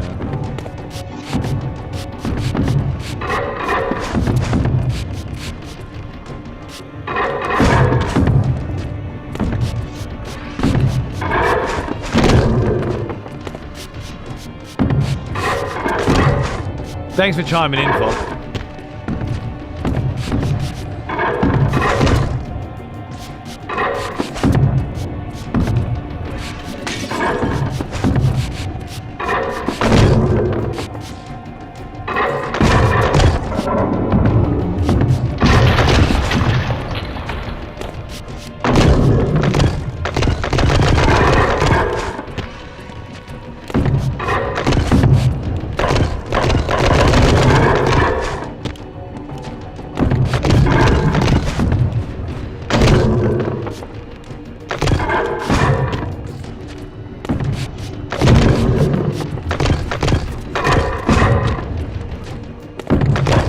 Yeah, must.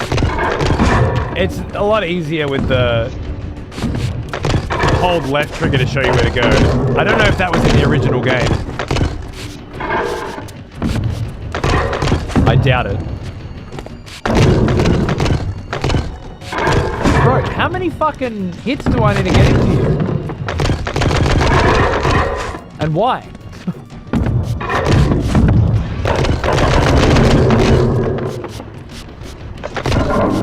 Right, Alice.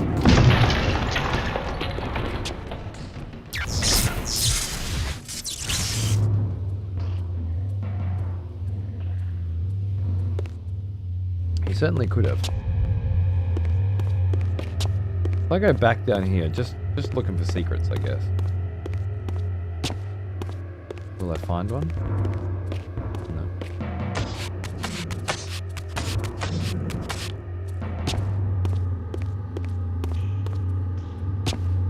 There we go. There's my secret.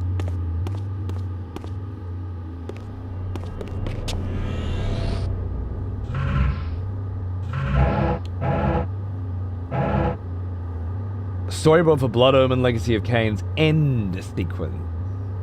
Kain upon his throne, huh? A render for Legacy of Kain's end sequence? Nice.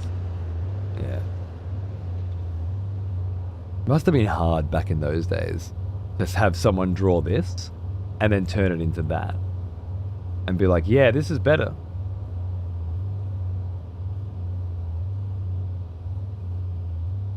An awkward phase. Although I don't remember. Because I'm thinking like Final Fantasy VIII cutscenes looked fucking amazing to me, you know? I probably don't anymore. So maybe it looked great. Eye of the Beholder. Yeah, whatever.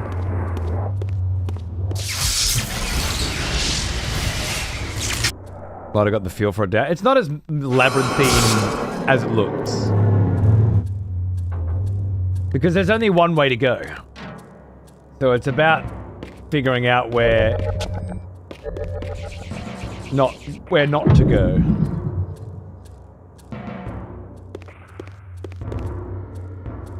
So much harder to make characters back in the day? Absolutely.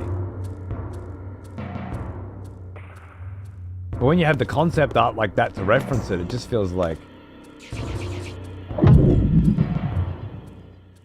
one looks really cool.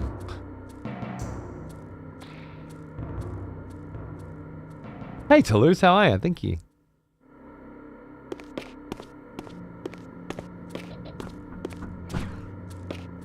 Is this my final piece of the puzzle?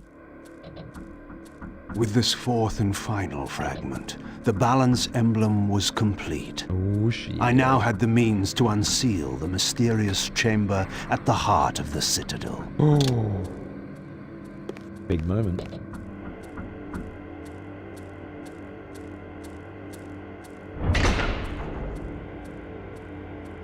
Would have lost our mind at those graphics, so realistic. Yeah, sounds about right.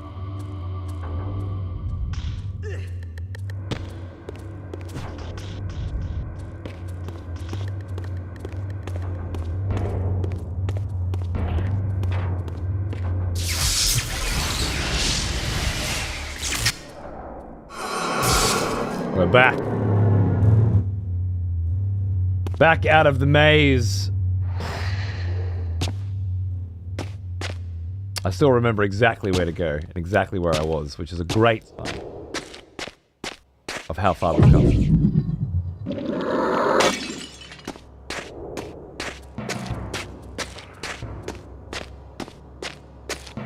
Tony J, we miss you, so yeah. What a ledge. What a ledge. But it's an all-star cast, really, isn't it? Templeton.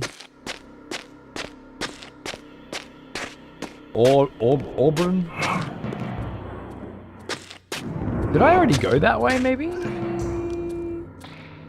Maybe I did. Maybe the door I was looking for was this one. I think it might have been. Michael Bell, who's he playing? Mobius or something? Yeah. It. Thought so. Raz. Sorry. Yeah, Raz is great. Raz is lovely.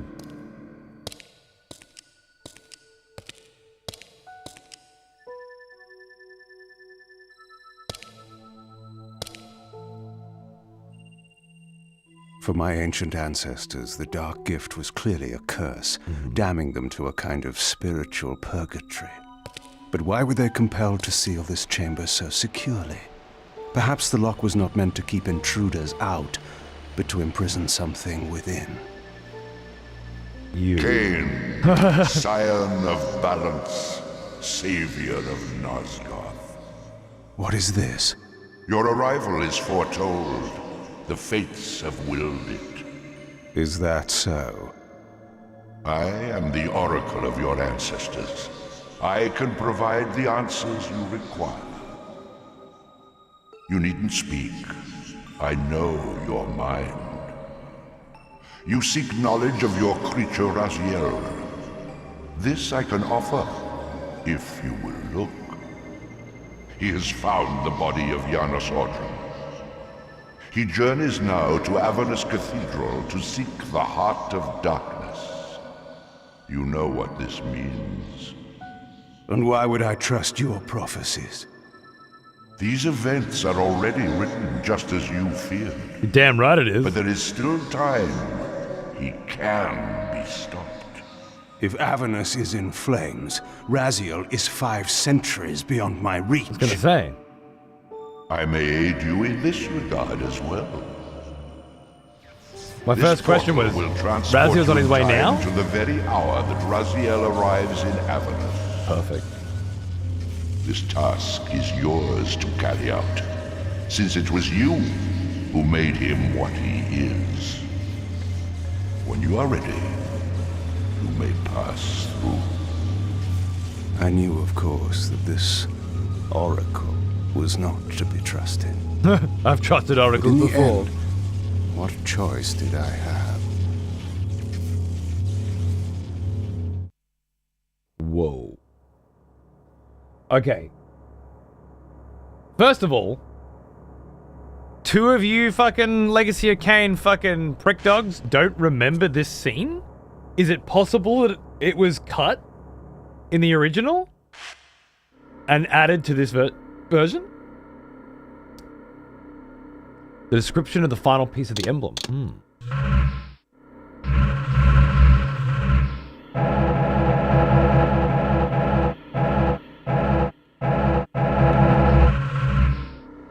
Time.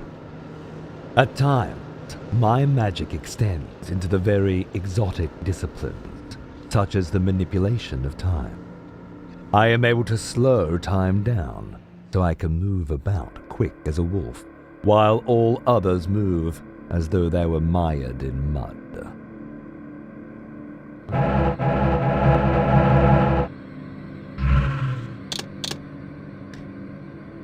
Honestly, that was new for me. Huh. Alice is probably on some fucking deep dive right now. Like, what the fuck?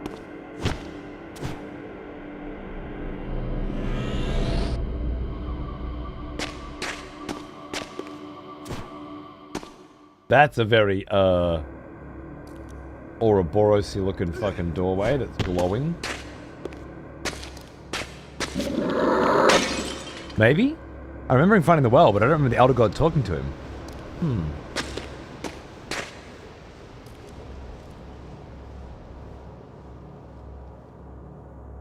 But if they had Tony J's fucking voice, you know.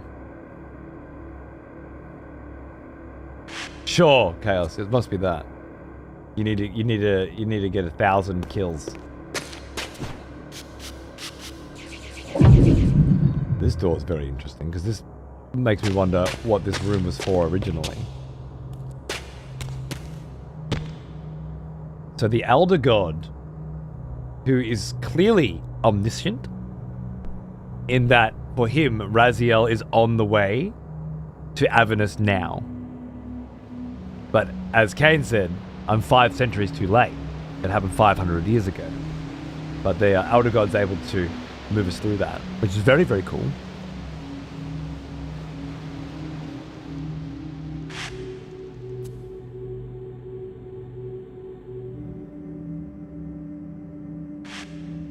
Kain still doesn't know who he is, but he's introduced to himself as the Oracle. Also, he has found the body of Janos Aldrin. You know what this means. Yeah. What does that mean? Has that been revealed to us now? I assume it has something to do with you saying before that Kain said to Raziel, was it? Don't resurrect Janos, or don't bring him back, or something like that? But we don't know why at this point. They did have that in the original version. I never played, but the story itself made me watch the YouTube of the original games. Oh, okay. Raziel, Janos must stay dead. And now you know what that means. And also, the Elder God knows what that means. Right? Which is another layer of implication. Putting the Elder God above even Kain's version of events.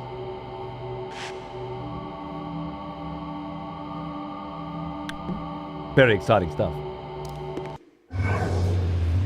Oh, I thought we were going to... This peculiar sensation was Raz. familiar to me, and the chamber did indeed appear altered by time.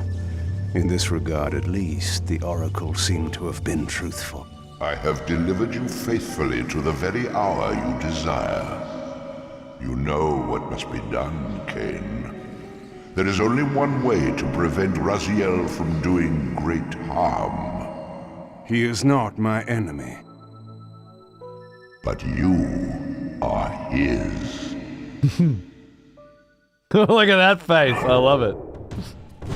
Why, now the fucking... The Oracle's guardians are coming for me? That seems weird to me. Almost like these aren't Oracle's guardians.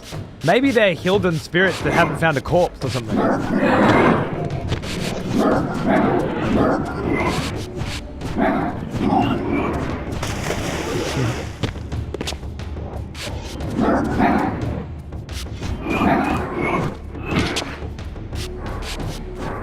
Oh.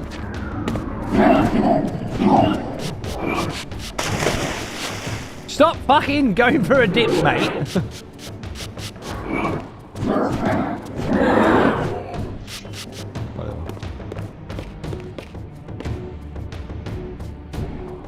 The two murals. One showing Kain killing Raziel, the other not. Here. From this vantage point, I could see the city of Avernus in flames. The Oracle had indeed brought me to the time it promised. It might also be true, then, that Raziel was already there, seeking the heart of darkness. If so, he had to be stopped. I could not allow Janos to be raised. Why, Kain? Why not?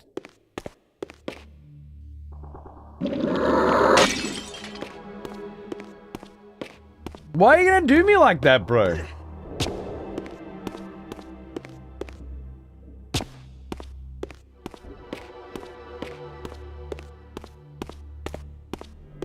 Later, Foreign. Thanks for hanging out for a bit, mate. I appreciate it. I know. You know, with these long series playthroughs, it's like, well, I don't know what's going on, so this is not super exciting to me. But like, if you haven't been following along, you know. But I hope you had a good time just hanging with the crew anyway, mate. Cheers. Young Kain concept from Legacy of Kain Defiance. Kain was originally named Vardulak. We had a chat with Dennis Dyack last week about this, and all the names that the marketing team brought down. There was a particular guy who we're going to bring all these names down to much more pronounceable, manageable, absorbable versions for their audience. Which is exactly what we thought, right? Always cool here, just play the fucking game.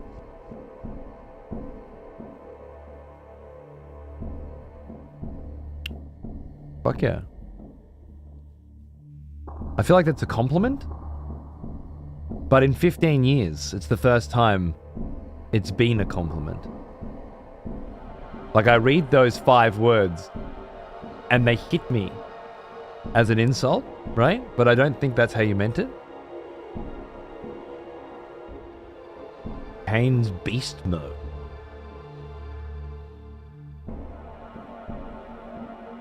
Kain Wolf. I haven't seen either of these. Curious. Was meant as a compliment. Alright, yeah. That's what I mean. It's strange how much context plays a role in these sorts of things, isn't it?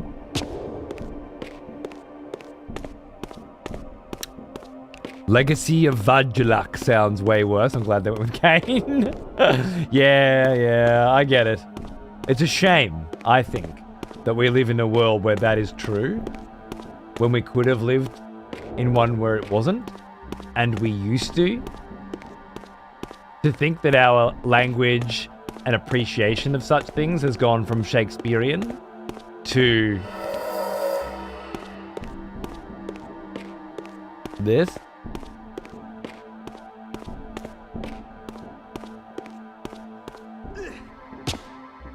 Will never not be a bad thing as far as I'm concerned.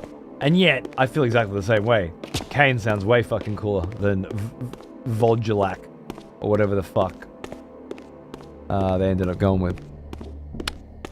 I'm gonna make Vajulak my Kain's second family name. Kain Vajulak. Rolls off the tongue. Kain saving the Heart of Darkness brings me back to Blood Omen 1, and I find it cool that in that game, it was a rare consumable that gave Kain an extra life. Was it?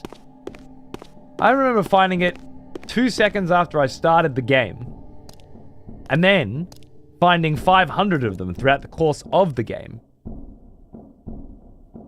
Have I got something wrong?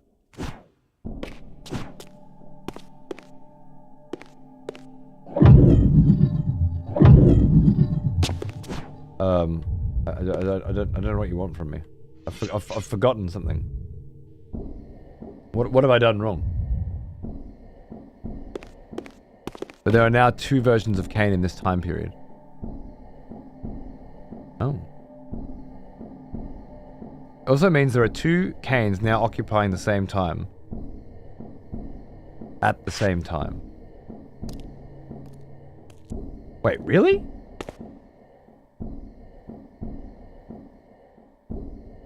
Has there never been time travel? Up until now? Only, in Blood Omen 1? Young Kain goes to Avernus when it's in flames, right. Somewhere in this great cathedral, the heart of darkness lay concealed. The city outside was in chaos, and the cathedral would not be immune for long. I remember this. During such times, buried secrets were often suddenly revealed, or lost forever. Beautiful. Guess that's the right place to put a pin in it, right? Over right. Where'd we go up to? Chapter 10? Yeah, chapter 10. Nice. So we're back in Avernus. The city wreathed in flames, where Kain climbed to the top of the cathedral and then went to the demon dimension? Which I believe now must have been where the Hilden were sent. I can't remember why we went there or what we got. I feel like we got Soul Reaver here. And fucked up one of the Pillar Guardians, the Guardian of the Weather.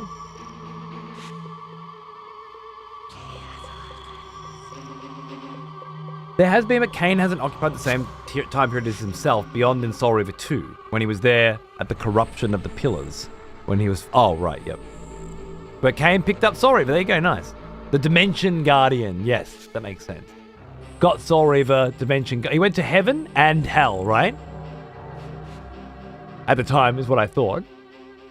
Which would be he went to the place where the original vampires live, which is likely where we've been exploring in this game, and to where the Hilden were banished to. And he got the Soul Reaver in, yeah, as part of that place that those vampires had left behind, so that this prophecy could take place. And Hal, he picked up the Chaos armor, which made him slightly immaterial, that's right. They never quite did anything quite as cool in terms of like weapons and armor and upgradable RPG mechanics in this series, quite like they did in Blood Omen 1. Very cool. All right, saved, done. Now, as I said, I'm taking a week off to hang out with a friend. However, the caveat there is I do want to still do the Soul Reaver streams. Because they are shorter and they're in the morning, and I don't want to lose momentum on Defiance again, having already lost a week to it before. So for you guys who are here at this time slot specifically, I'm fairly certain I'll still be here for the Monday show and the Friday show, wherein I hope we can put a pin in a nail in the coffin that is Defiance, and in a greater sense, the Legacy of Kain series entirely, so we can fucking have a look at Ascendance for shits and giggles. Now, of course, if I don't make it to either of those shows or one of those shows, it just means I was having way too much fun doing other shit, and I apologize. But while I don't think I'm going to try to make the other shows in the evening, because that's where I want to be hanging, the morning shows, I think it's easy enough to get up, get some Defiance in, and then get on with the day afterwards. Oh, and our Nosgoth night as well. Yeah, we've got to organize that. Definitely. I guess once we finish Legacy of Kain Defiance day, we have to set up the next day as the Nosgoth day. Nosgoth community PvP celebration. And try and squeeze it in before Ascendance so that we have time to maybe do another one. Christ, the sun's coming up. A worthy evening. I hope you had a good time. Thanks for tuning in. Thanks for, bearing with me as we slowly plod our way through Legacy of Kain. I was watching some of the Blood Omen playthrough, which I just edited, which you can find here if you're interested.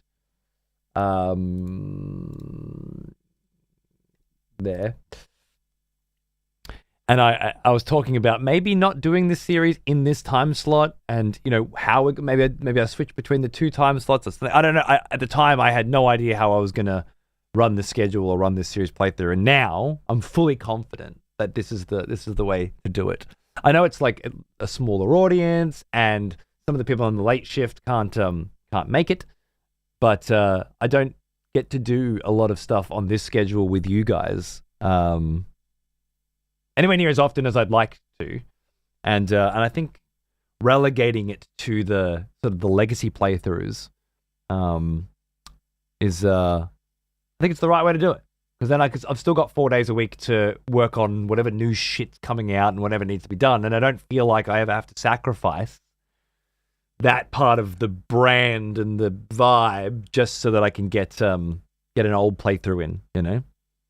The trade-off is we can't just play a game until it's done or play a series until it's done like we used to. But I think if I did that, I might just straight up kill my fucking career at this point. So I feel like this is best balance for everyone. We'll find out when we do the Nier playthrough next as well, and see how you guys are into that Drakengard and Nier. Anyway, thank you very much. I'm gonna get the fuck out of here because my wife is gonna be sitting there going, "This cunt was supposed to finish 25 minutes ago, and I need a break from this baby." I can hear her sending me psychological messages. She's going to want to play Repo with Xander because there's a new expansion or a new patch for that today, and I'm going to be getting in trouble. Lots and lots of trouble. Thanks for watching. Hopefully I'll see you Monday morning. If not, see you when I'm looking at you. So they say. Cheers, guys.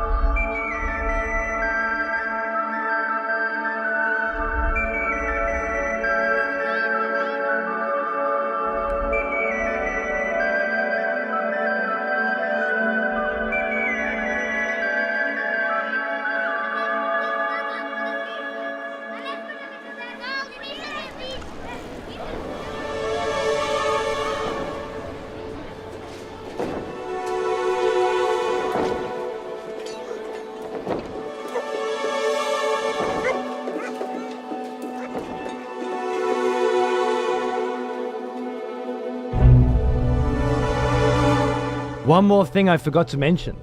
Over on the EXP TV channel, where I'm going to send you now, I put up the full Legacy of Kain series run up to where we are on Channel 2, and those losers over there are still just watching Dark Souls 3.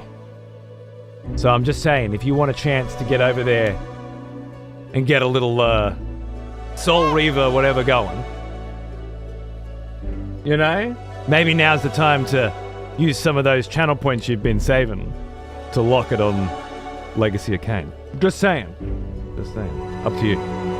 Alright, thanks for everything. I'll see you soon. Mwah.